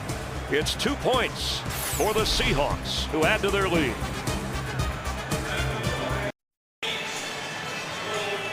Seattle's defense producing points. 16-13 Seahawks lead, and they're going to get the football as Jay Cutler is sacked for the 3rd time, recovered his own fumble in his own end zone. So Brad Maynard will punt to Golden Tate. And a rookie from Notre Dame has it. Right up the middle of the field, stopped at the 38-yard line. All right, right from the get-go, here's the problem. You got a DB coming from the outside, and now this tackle, Omiel, he should have opened up. There's no question that given the front that they had, stop right there, he needed to open up to the outside here. Jay Cutler has no clue this guy's coming because based on the front, the tackle should have opened up for that secondary man. And here you can see with the hit, the ball clearly comes out. They're lucky that it kind of falls or rolls back into the stomach of Jay Cutler, or it might have been a touchdown for the Seattle Seahawks. That reworked offensive line beat on that play as Marshawn Lynch is beat down to the ground by Brian Ewu. It'll be 2nd down for Seattle. You know, the sacks, obviously, and some of these, you know, you're talking about all the sacks that came in the New York game. It's really not a matter of the number of sacks. It's when do they come? And obviously that being a key one backed up on your own goal line. Jay Cutler has to be tough to throw and take the hits that he does. Hasselbeck to Lynch, who slips out of a tackle of Urlacher and goes out of bounds. It'll be 3rd down. Boy, you have to be impressed with Marshawn Lynch. He has saved them from a couple of 2nd and 3rd and longs just by his physicality of getting it back into a manageable distance. This easily could have been 3rd and 15 instead of 3rd and 11. It's a kind of game the Bears defense will have to make a play. Lovie Smith's teams have led the NFL in takeaways since he took over as head coach. They led the league coming into today. They could use one here. Forsett goes way to the right. And Hasselbeck just tries to get rid of it.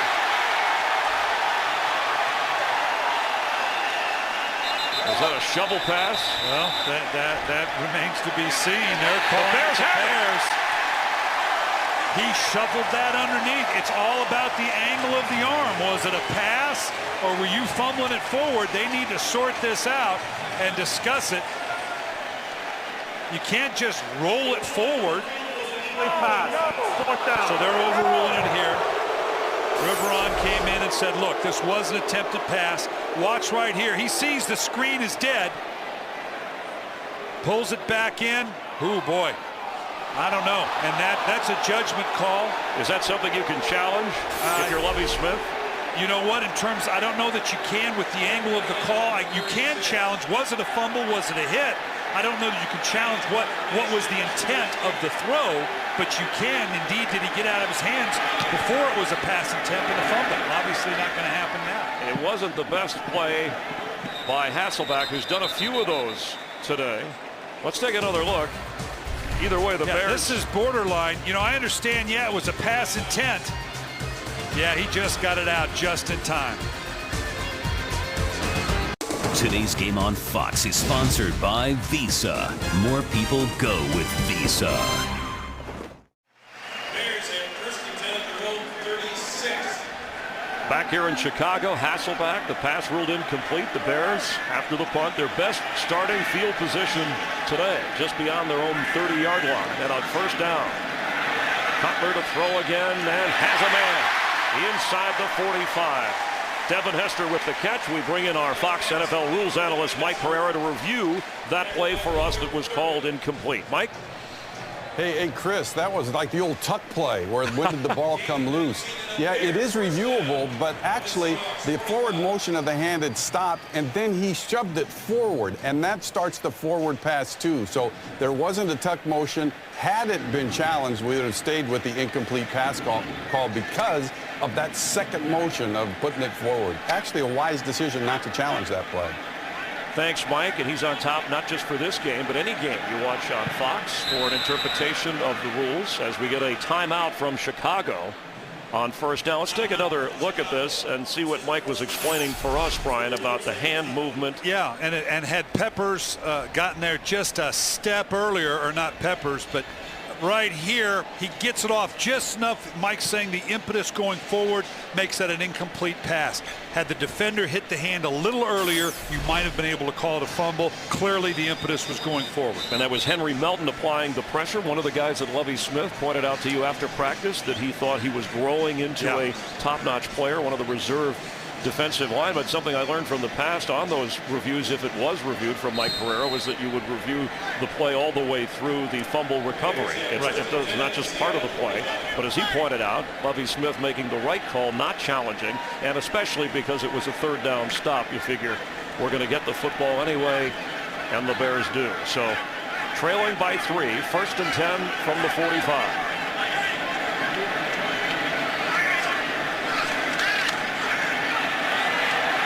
Cutler on the move. He's to get rid of it. And throws it out of bounds. Yeah, that's vintage Romo there. Tony Romo looks like Tony Romo stepping. He's going, woof. Boy, I dodged a bullet there. Nice job. That's one of those things where all of a sudden you get hit from behind and the ball comes out. That's a good job by Jay Cutler. He's more athletic than he gets credit for. Yes, he is. Look, he changed direction about 4 or 5 times here. But look at what he's got. He's got the ball protected. He had the ball tucked in. I give him great credit for having ball presence there and not leaving it vulnerable. Nice job by the young quarterback. On second down 10. Forte looking for somewhere to go, and Seattle stops him. The biggest play in this game for Chicago on offense was a 58-yard pass interference penalty. In fact, that's the lengthiest pass interference or lengthiest penalty in terms of yardage since 1998. This Seattle defense has done a good job, and now they have a chance to come after Cutler on 3rd and 11.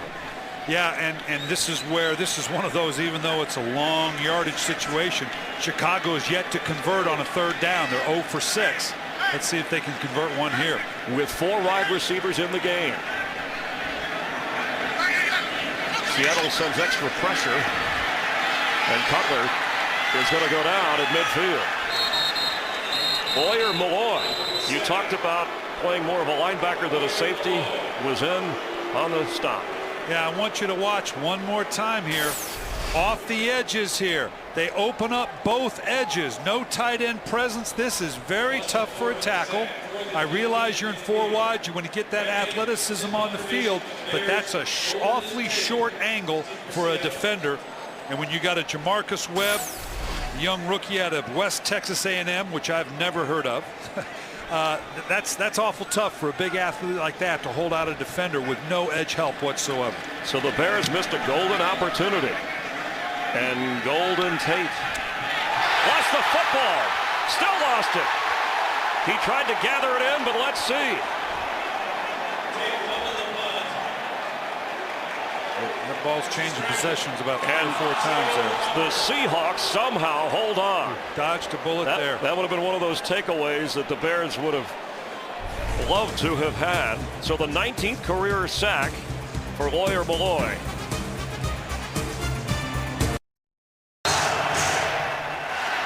Seattle in the tall grass of its own end zone, leading 16-13. First down for the 7. Marshawn Lynch, the running back for Hasselbeck.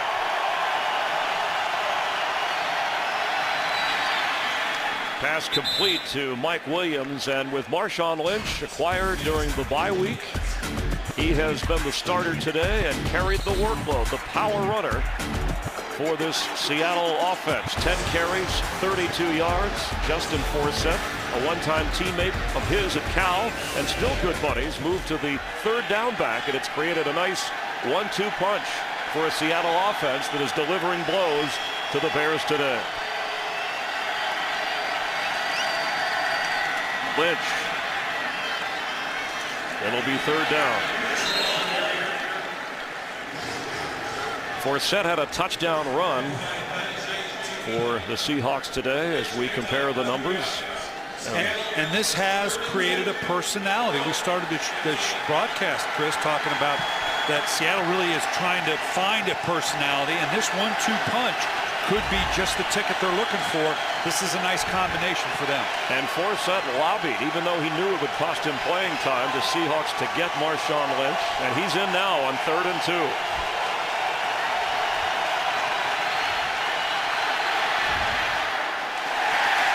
Fourth down.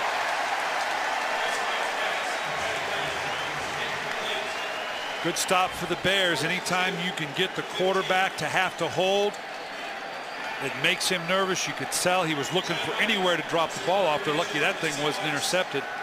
Matt Hasselbeck started out with a little bit of a rhythm in the first half. They don't seem to have it in the passing game right now. Thank goodness he didn't try the shovel pass. Ryan punting from his goal line. In the sun, Hester has it and brought down right away. But the good news for the Bears is they will start in Seattle territory, trailing by 3.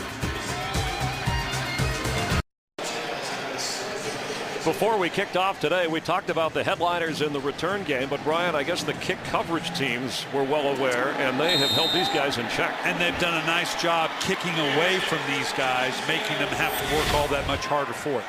Devin Hester in at receiver. Came in with 11 catches for Jay Cutler so far this year, and does not have a catch today. Cutler is going to keep, and what a move to get a first down.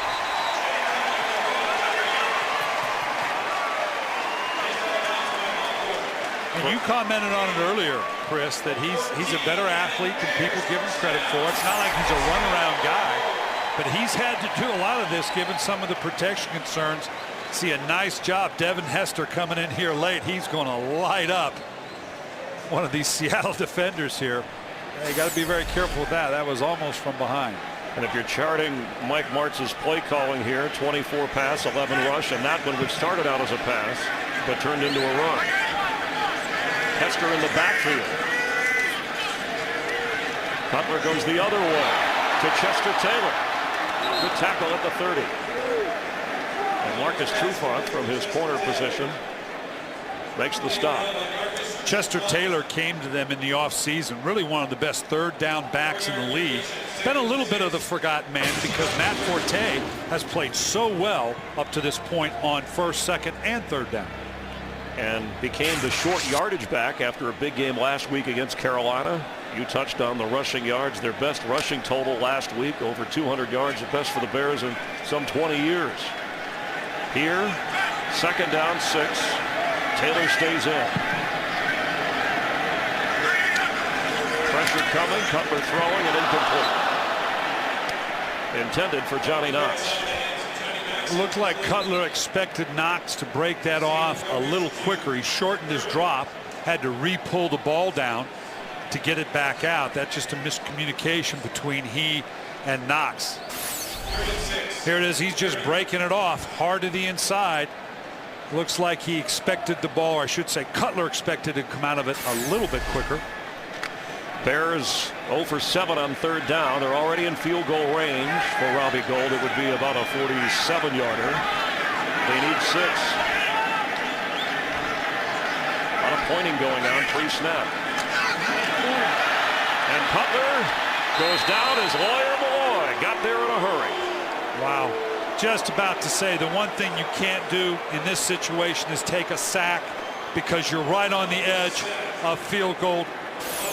All right, coming off this side back into here. Again, they're coming off that side, the short side where the tackle has no presence. The tackle again comes down, ignores the safety. That's twice now they've brought a secondary man from the outside that the tackle hasn't accounted for, and now it's taken him out of scoring position.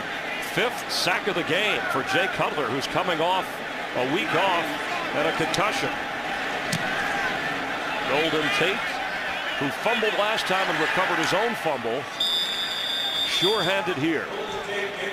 Seattle with a 16-13 lead has the football.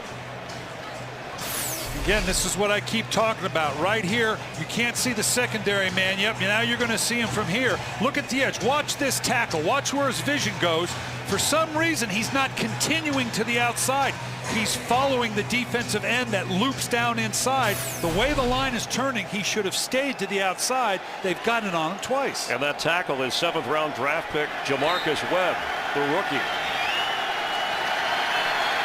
Seattle has Russell Okung, their rookie, lining up against Peppers on first down, and Lynch is in trouble, but he's done a good job of getting out of trouble spots today. Let's get a game break. Go to Kurt Menefee in Los Angeles. Maybe more controversy for Andy Reid at quarterback. Kevin Cobb has looked brilliant today against the Falcons, hooking up with Jeremy Maclin for an 83-yard touchdown. Second score from Maclin. Third touchdown pass for Cobb. He's 18 of 23 and 257 yards, and his team's up by 18 in the third quarter. Chris and Brian. Thanks, Kurt. Big day in Philadelphia. The Phillies playing later tonight on Fox, Game 2 of the NLCS.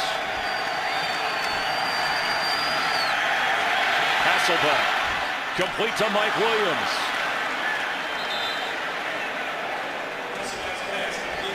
Charles Tillman covering, and Williams is having a big day. His 8th catch of the afternoon. I tell you what, on this left side, Russell Okung doing a great job one-on-one. He's getting no help on Julius Peppers, and he's doing a heck of a job. Matt Hasselbeck stepping up. This is outstanding. No chip help, no tight end presence. Young man has grown up real quick against one of the best in the league. Wyatt was drafted in the opening round, an ankle injury, got in against St. Louis, done the bye week, so he'd be ready today. For Williams again. For a guy so big, how does Chicago not notice him? Well, and they're dialing up just right. They brought a free safety blitz off the weak side that removes the potential of any underneath coverage. Matt Hasselbeck is feeling it now with his big receiver Williams. Obviously a big day for him. This guy was a talented guy coming out, kind of lost his way after going to Detroit. Maybe got a little bit ahead of himself. Pete Carroll fired up about his young USC Trojan getting back into the league and helping this team. Williams lost a lot of weight on a personal mission to make it in the NFL. For Golden Tate, it was in his hands, but Tillman did a nice job of knocking it out of there. It did, and Golden Tate is still a young man that's learning what it is to play in this league. He doesn't necessarily have the size at 5'10" to match up here. This is the kind of throw you'd really rather have with the Mike Williams. He's so big, makes it very difficult for the DB to climb a big body like that. Williams, watch where he lines up, not in on this particular play, as Forsett is in the backfield. And gets the carry, slips through, out of the 44-yard line of Chicago. Justin Forsett had a touchdown run He has 7 carries today, 12 for Marshawn Lynch. And they tend to have him when they're in the single back, in their 3-wide package, just what we said. Spread it out. Don't put a body in front of this guy. Make it as simple as you can in terms of where he wants to go. Put the big fullback or a tight end in front of Marshawn Lynch for the more physical running style. Seems like Seattle has lived at this part of the field on 3rd and 4. He's got Deion Butler for a first down. Deion Butler had a touchdown catch in the first half from Matt Hasselbeck. Keeps the ball in the hands of the Seattle offense. And what you see here, this is that typical bunch combination in here with the receiver displaced. They're looking for different action, crossing actions. He comes in to build this 3-man bunch, and now you just get all the attention with the guys clearing out with Stokely and the tight end. Now he slips back outside. 15-yard pickup. Julius Peppers had been out the last couple of plays, catching his breath. Back in here as Lynch takes the Hasselbeck throw and moves inside the 25. I want to point something out to you, Chris, here. Brian Urlacher talked about how he's changed his stance. I want you to watch how wide he is here and watch his first step. He's stepping lateral. He's talked about now that he's come back, he's fresher. He's narrowed his stance. It allows him to be aggressive, more downhill, more compact, a much more aggressive first step. He attributes this as to why he's having such a good start to his season. And interesting, from 2 years ago, that stance adjusted as Forsett slips up the middle. And Seattle with an impressive drive here to close out the 3rd quarter. Nursing a 3-point lead on the road. The fans are getting frustrated here at Soldier Field. Well, this 1-2 punch of Lynch and Forsett is really proven to be just what Seattle needed. Zach Bowman, the corner who started today behind Tim Jennings, is headed to the locker room. We have Carissa Thompson down on the field to check on that. And they're going to let the clock run out. The Seahawks trying to win their first game of the year. Pete Carroll's team leading 16-13 in Chicago. Fox NFL Sunday continues after this word from your local Fox station. In the 3rd quarter, opened up their lead to 3. They played turnover-free football. Forsett.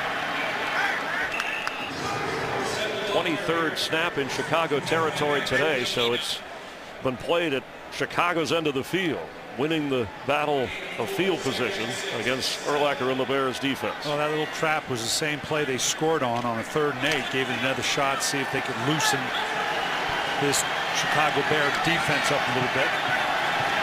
And Forsett remains in on 2nd down. Hasselbeck. End zone. Did Williams hang on to that? Yes, he did, but not in the end zone, according to the official. He caught it and rolled over, but they're going to down him inside the 1. That's the 10th catch of this game for Mike Williams, a career-high number of catches and yards. Great catch by Williams and great throw by Hasselbeck.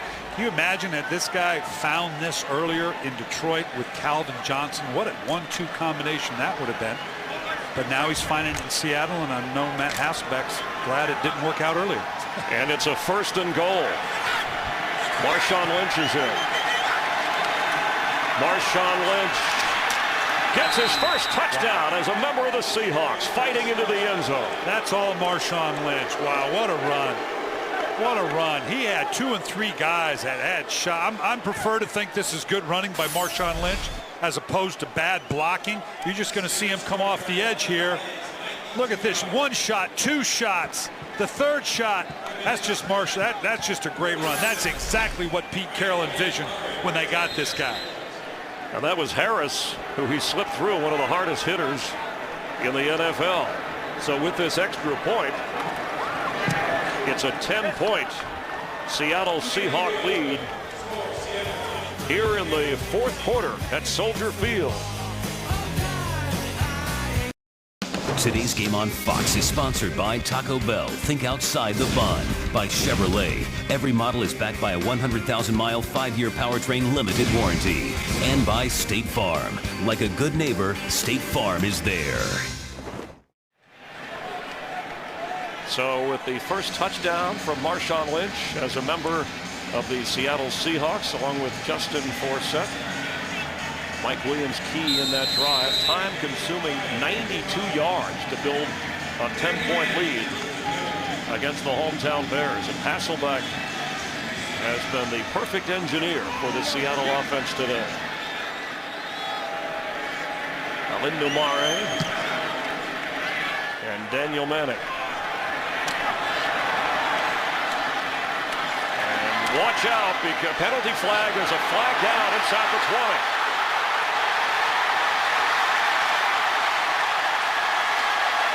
Manning has a touchdown, but let's check the flag.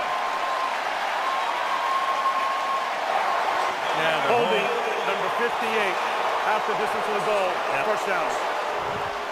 Yeah, you talk about taking the starch out of the stadium. They're hooping and hollering, and you got a hold here. Rod Wilson is called for the penalty. Do you see it, Coach? Well, not really, but that doesn't mean it didn't happen. Well, I'm sure it would have been an 89-yard return. But it's coming back. Well, and that's part of the challenge now. You get the euphoria of the big play. Maybe now you've got to come back and respond to it. Maybe they gave the number. Wherever they called it. They may have had the wrong number. Doesn't matter. It's a hold either way. May have been on 50. Either way, it's coming back.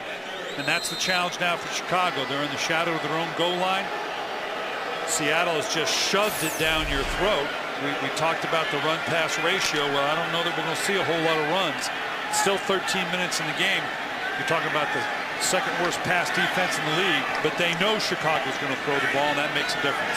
Bears have 2 timeouts. We got plenty of time, but they need points. And Cutler knows it. To Knox, who makes a nice catch coming back to the football. And this is where you've got to be careful if you're Chicago. This is where you got to try to keep some semblance of balance. This offensive line, we've talked about it the whole day. Shuffle around. Yeah, it's great to shift in motion and put a bunch of 4 wides in and open it up, but you're putting a lot of pressure on these young tackles. Mike Martz knows that. He knows he's got to protect his quarterback, but he's got to do what he thinks is best to move the ball down the field. They've got to come up with 2 scores now with a 10-point differential. And they're going to have to use another timeout. So Chicago will have only 1 remaining, trailing by 10.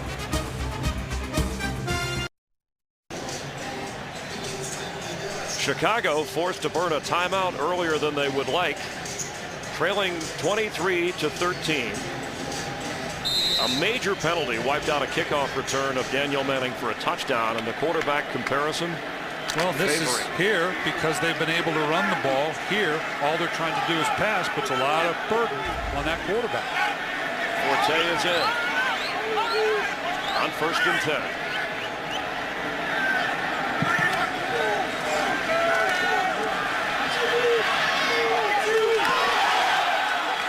And the interception is made by Marcus Trufant on the sideline if he stayed in bounds.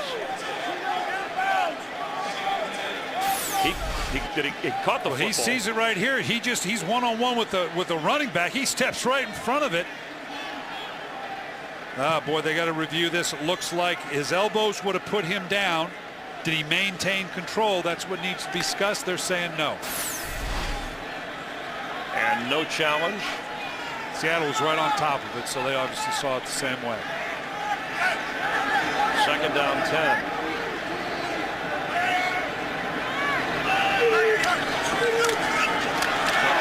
To Forte. They're going to be short. It'll be 3rd down.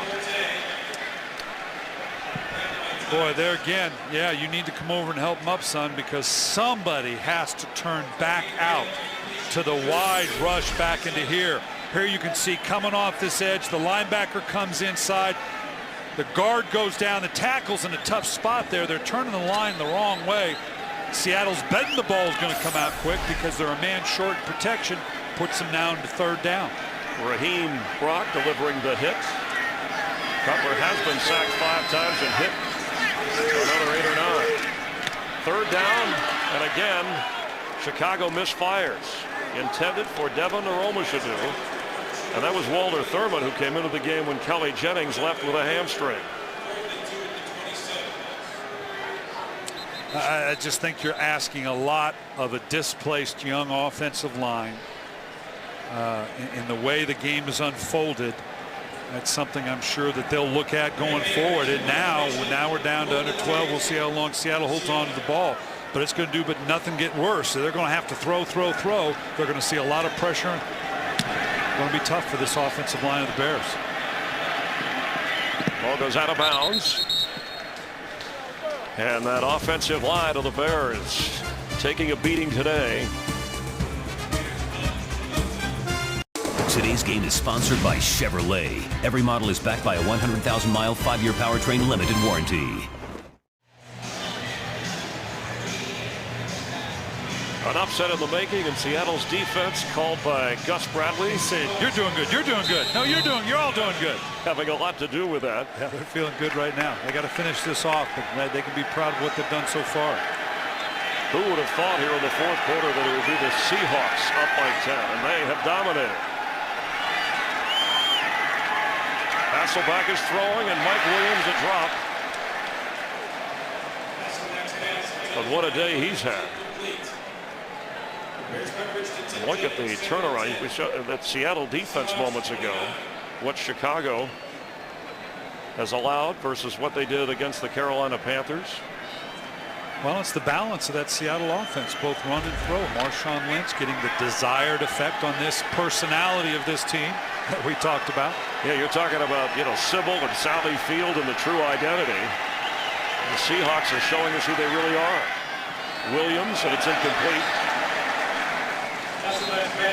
Well, this could be an important 3-and-out for Chicago. If they can force a quick 3rd-and-out here, this is a 3rd and long. If they can do that, they can regain maybe some of the emotional, because right now it's all going the way of the Seahawks. Yeah, and Tim Jennings, who made that play, got the start. Zach Bowman, who we showed you leaving moments ago, questionable with a foot injury. 3rd and 10.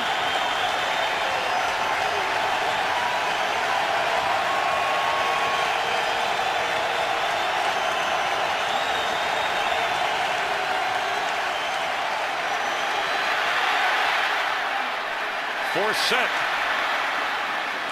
close to another Seattle first down, but it looks like, well, let's see where they spot it. The way they're walking in, this may bring about a measurement. I thought he was short and kind of bounced his way in, but where they're going to measure this thing. He is only 5'8".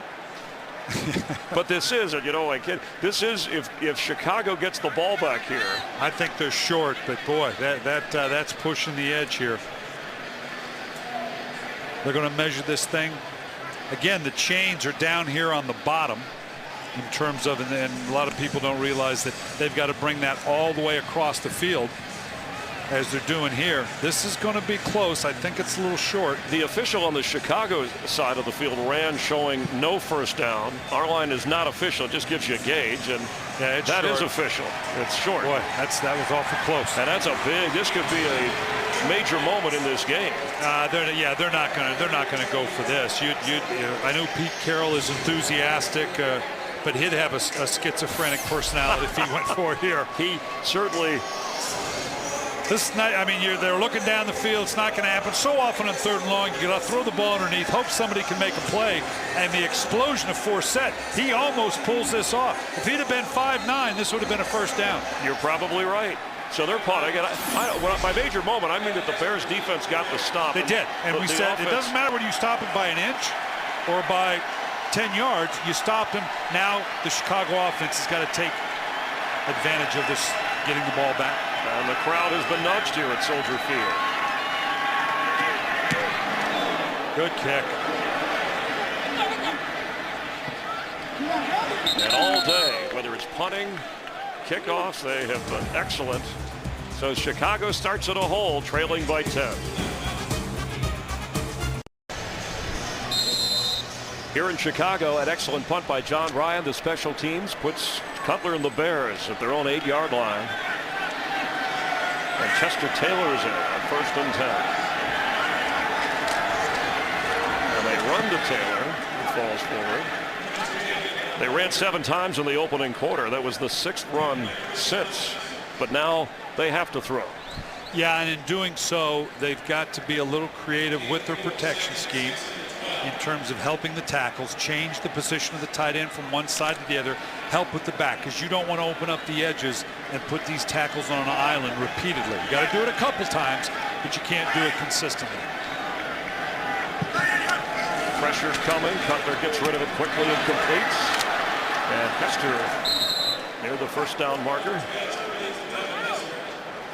You explained the offensive line and all the adjustments earlier.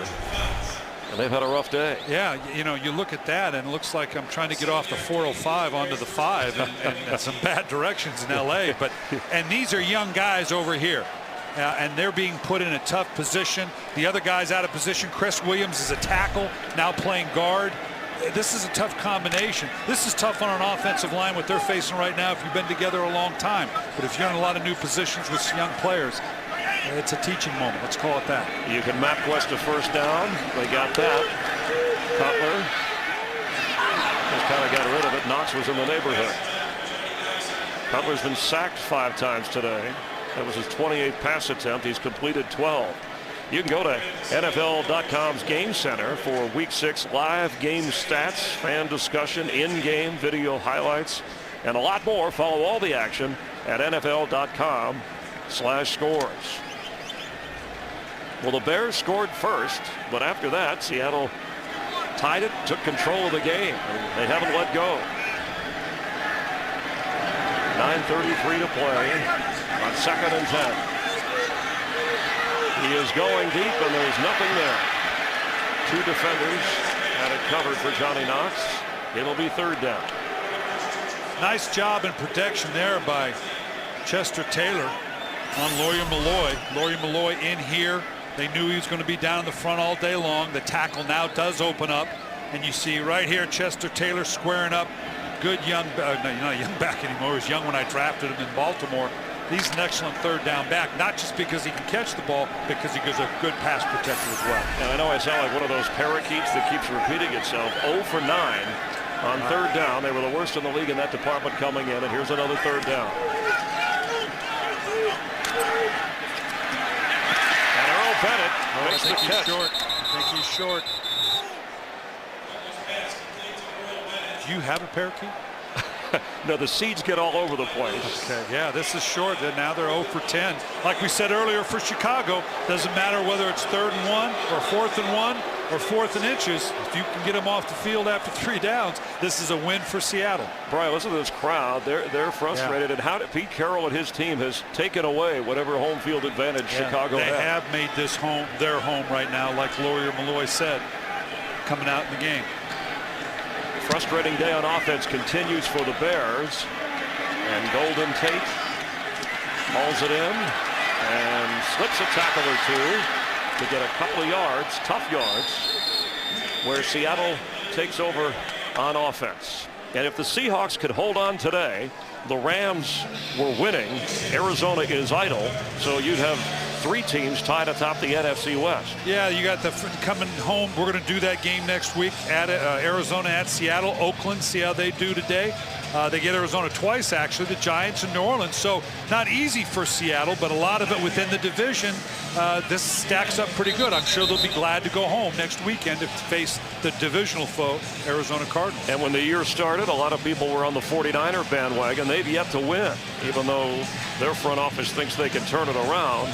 They're at the bottom of the division, and the Seahawks are up at the top. Well, Pete Carroll knows he can build on this, because that's what he's about right now. He's new to this team. He's trying to set up a mentality here. It's anybody's ball game sitting here with Arizona at 3-2. They've got to bye. Seattle will, if they hold on to this, go to 3-2.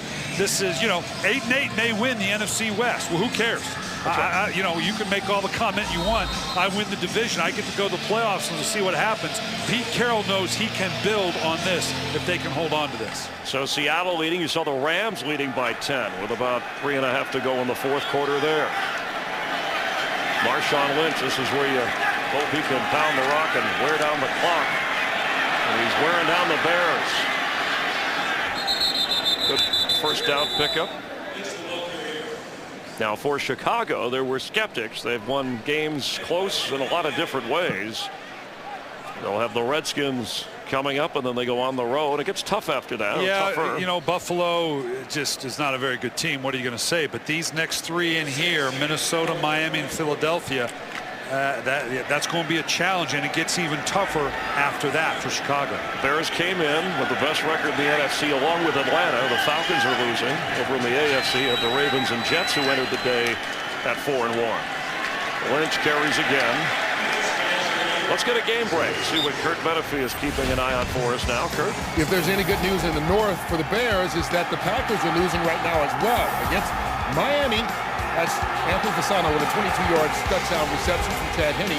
And the Dolphins are up by a touchdown late in the fourth quarter at Lambeau. Chris and Brian. Thanks, Kurt. Kurt showed you earlier Aaron Rodgers playing in that game despite being shaken up during the week. What a game Chad Henne is having for Miami on the road. A 3rd and 5. This Bear defense needs to make a play. Hasselback incomplete.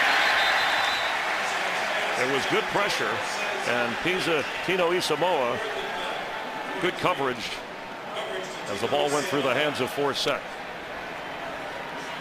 Well, they did a great job of position punting this last time to pin Chicago down inside their 10. He needs another one here. Do not kick it to that man, Devin Hester, because he can change a game as quickly as anybody in the league. We saw that with Green Bay, a game when the special teams of the Bears also had a blocked kick. And this bounces, and that was one that Hester, I don't know if he lost it. The sun is the other way. On the line, you'd figure he'd grab that and take off. Well, if you love a challenge, here you go, Chicago. We're going to back you up. We're going to let you go 99 yards. Okay, we're going to see what you're made of. That's a heck of a kick. You know, typically you don't want to field it when you're standing inside the 10. He was probably afraid to step up and field it. I don't know. Nice job. Great job of position kicking away from these dangerous return people on both sides of the ball. You saw Kurt Menefee with the update. Green Bay trailing the standings in the NFC North, and the Bears were the leaders coming in all by themselves. Minnesota plays later in America's Game of the Week on Fox at home against the Cowboys, trying to dig out of a 1-3 hole. The Bears from the 1-yard line. Pass complete. All right, who he completed to? That's Brandon Manu Maliuna. Very good. I messed it up the first time, but that's probably the one catch you'll have all year long, which is why it was a surprise to Seattle. But it punched a nice little hole, gives you a little bit of breathing room. Beyond the fact of the yardage, you're looking here, Jay Cutler, that's uncomfortable throwing when you're standing in your own end zone. And he'd like some more breathing room in the division, which is why Chicago, a home game they thought they should win, needs to try and rally here. 2nd and 5. Pass complete for a first down. That's Earl Bennett. And he gets out of bounds to stop the clock. You're really in that kind of a mode here with 2 scores. You got to think you have 1 timeout. You got the clock is your enemy as well. And you don't need to know huddle here, but you need to have a little tempo about you in and out of the huddle. And Jay Cutler's trying to get that because the clock is becoming a factor, even if you can drive the length of the field for a score. Cutler has time, and Knoxville's going the other way on the break. Incomplete. Well, you hear it all the time and about a Mike Martz offense. It's all about timing. It's all about trust. Receivers where they're supposed to be, when they're supposed to be. They're doing what they're supposed to be doing. And Jay Cutler expected him to come out of that break much earlier. What did Mike tell you about the quarterback being maybe just a step off? And he said that most of my quarterbacks are. He says Wednesday, but you're getting a new game plan, so everybody's off. The timing's off. He says he was sharp and looking good on Thursday and Friday. And Cutler told us Friday after practice, again, he thought it was the best week of practice all year. Everybody knowing where they're supposed to be on this offensive unit.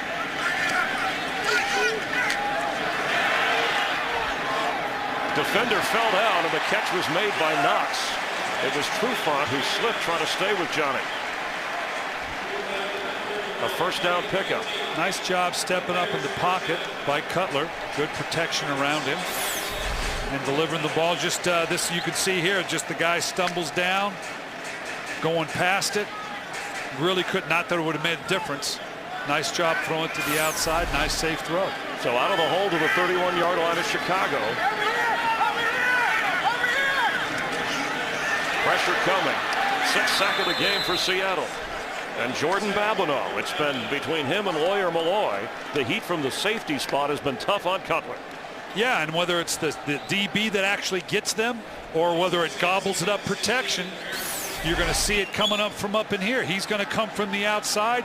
He either draws the protection and allows someone inside, or here again, the tackle steps down, does not turn out to a count. We've seen it 3, 4, 5 times now. They're just not handling this DB pressure off the edge. Now it looks like Seattle is going to drop defenders into coverage on 2nd and 16. Cutler's pass for Bennett is incomplete.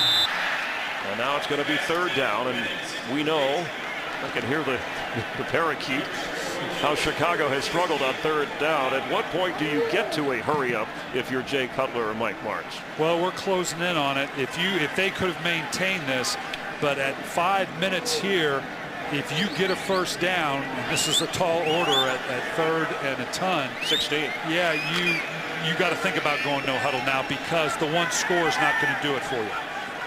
Devin Hester comes out to the left side.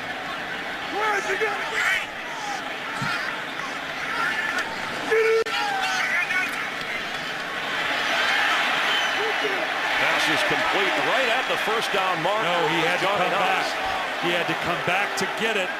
They clearly have to go for it here.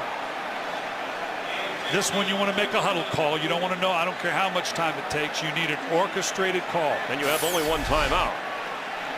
And they're rolling on some bigger people. They're going to make an orchestrated call here. And then when you come out of it, you got to get the other personnel in to now go into the no huddle. Game clock running here. It's under 15 now. You're going to have to hustle to get this thing off. They're going to have to burn this last timeout. They've already been sloppy with the timeouts and have not done a good job of saving those, so they're out. That's Seattle's timeout. We're going to find out who called the time here, because on 4th and 1, it was Seattle, the Seahawks. Okay, well, they bought one then. My correction there. But this is important for Seattle, too. Chicago, the way Jay Cutler shook his head. Well, Chicago ran on some different personnel. Seattle's got to get matched up here because they were obviously in 3 wides. They want to get their nickel people off Pete Carroll, but down this road before. This isn't his first rodeo. He knows what a stop is here. They get into a 4-minute mentality, close to scoring position. This is a big play. We know the Bears are 0 for 11 on 3rd down in this game, but this year they are 1 out of 4 on 4th down, and so they need a yard here, trailing by 10.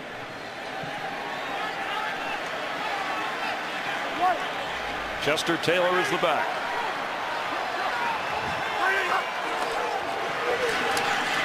And he got it. He got a lot more. Chester Taylor to the 35 of Seattle. Boy, how often do you see this on a short yardage? Everybody's up there. They want to get the stop. You got a whole bunch of bodies up in here, and now you get the downside to that is if you can get past that first level, that means there's a whole bunch of bodies behind you. Bears still do have the 1 timeout, and they'll have the 2-minute warning. Cutler's pass incomplete, and it looked like Lawyer Malloy ran up the back of the receiver, but there is no flag. No, the DB has the right to the ball as well. He timed that perfectly. They're lucky this wasn't an interception. You can see he's just coming in from the outside right here. And they're booing. He has a right to go to the ball, too. He has as much right to that space as does the receiver. 15-year veteran having a terrific game for Pete Carroll and the Seahawks defense today.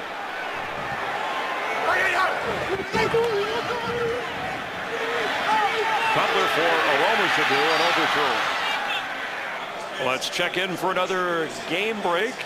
Looking ahead to America's game of the week later. Let's check in with Kurt Menefee. And a reminder that when you guys are done, Randy Moss and the Vikings, desperate for a win, will host a desperate Dallas Cowboys team. Each team coming in at 1-3 and need to win to have any chance of keeping postseason hopes alive. That's coming up just when you guys are done there at Soldier Field. Chris and Brian.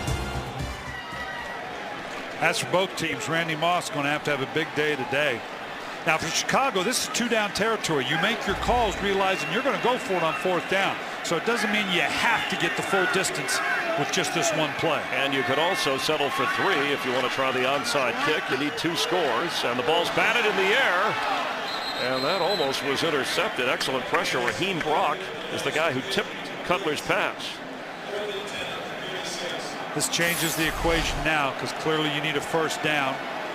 You're not going to get a chance. They're going to try a long field goal. And no. Oh boy, no. Are they really? Robbie Gould is out there.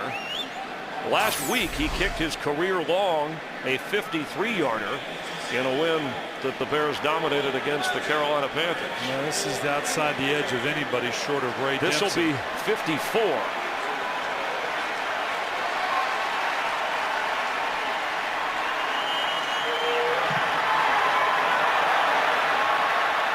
Very short. Not good. The emotional and energetic Pete Carroll.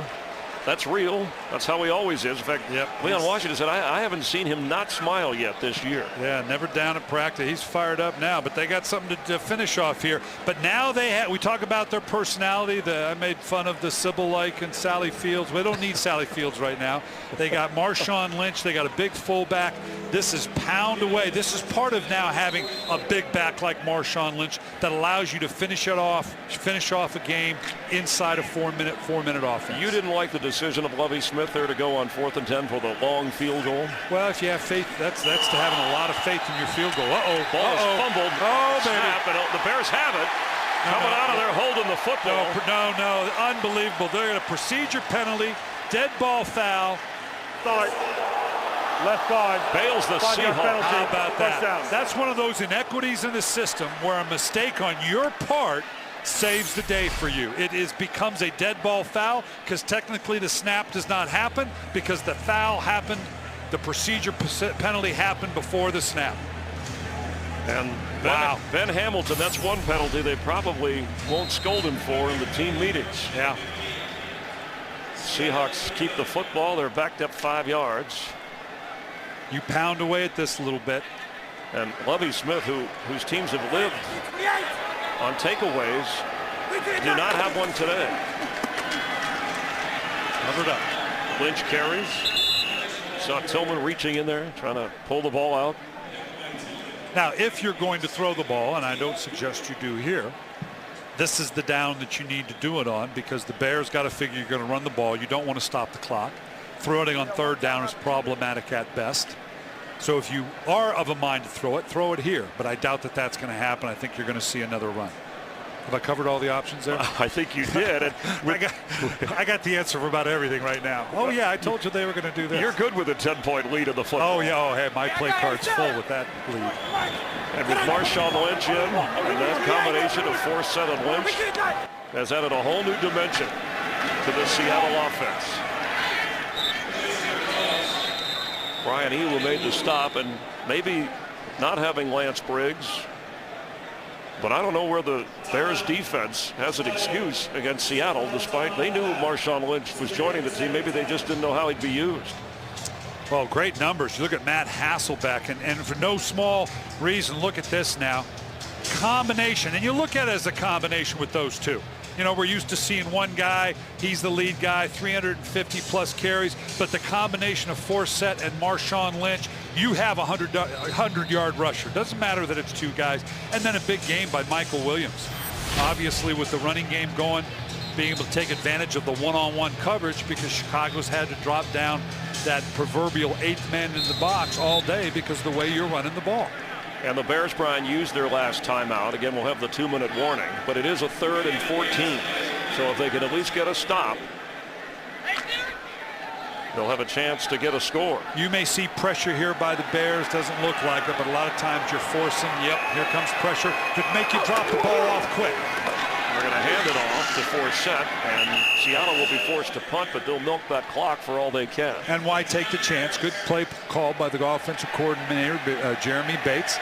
And right now it's all falling clearly on the Chicago offense. Same thing. They haven't kicked to Hester all day. I don't imagine they're going to do it here. Well, they had an opportunity, we thought, on the last one, but whether they've kicked away, some have been high, some have dropped in front of them. Yeah, that was just maybe a mistake on Hester's part, but I wouldn't give him that same opportunity. I'd be angling it outside the numbers clearly on this one. And Ryan has showed that he can handle that. I don't care if it goes out of bounds. A high kick. that Hester will grab at his 11th. And Devin Hester is trotting it to the outside. A block from Earl Bennett. No flags. Touchdown, Devin Hester.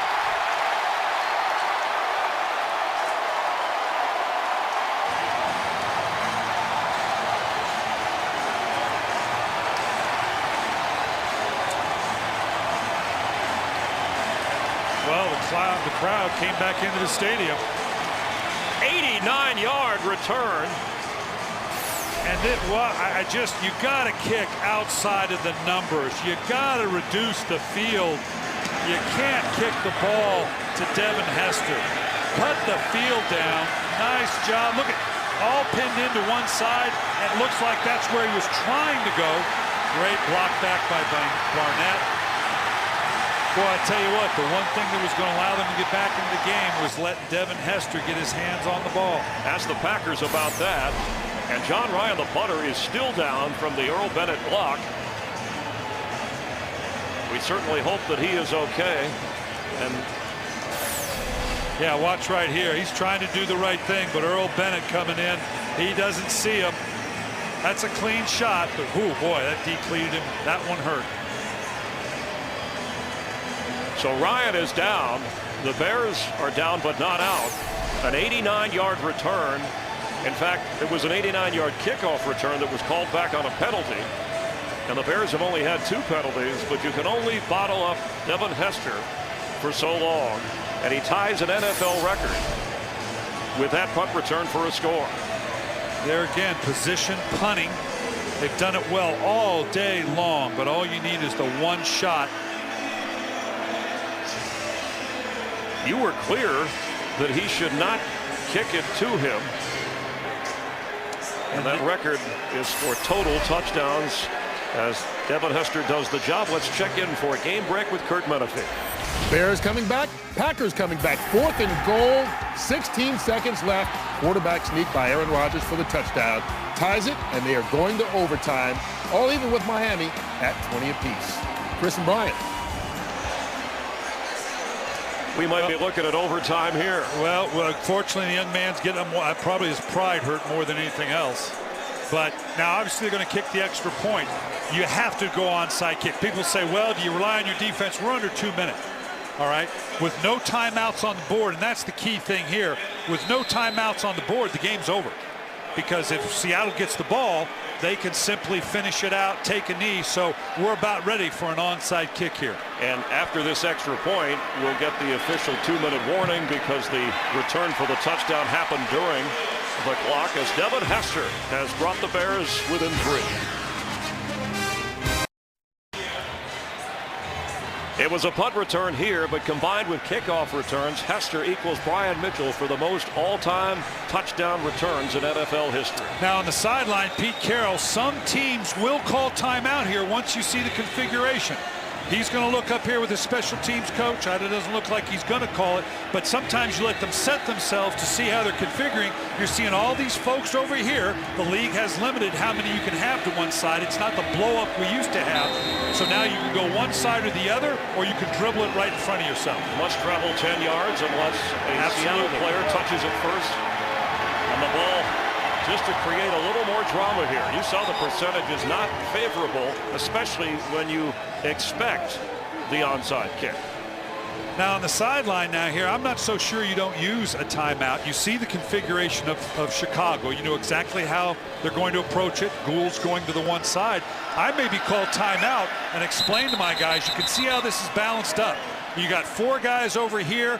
You've got the kicker, all right? That gives you the 5. Now you can put everybody else, and there's only so many that you can put to one side.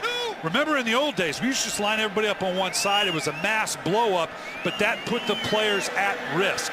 So now the rules say that you have to have a balanced account. You can't overload and put everybody onto one side. You have to have a minimum of 4 guys opposite of the kicker.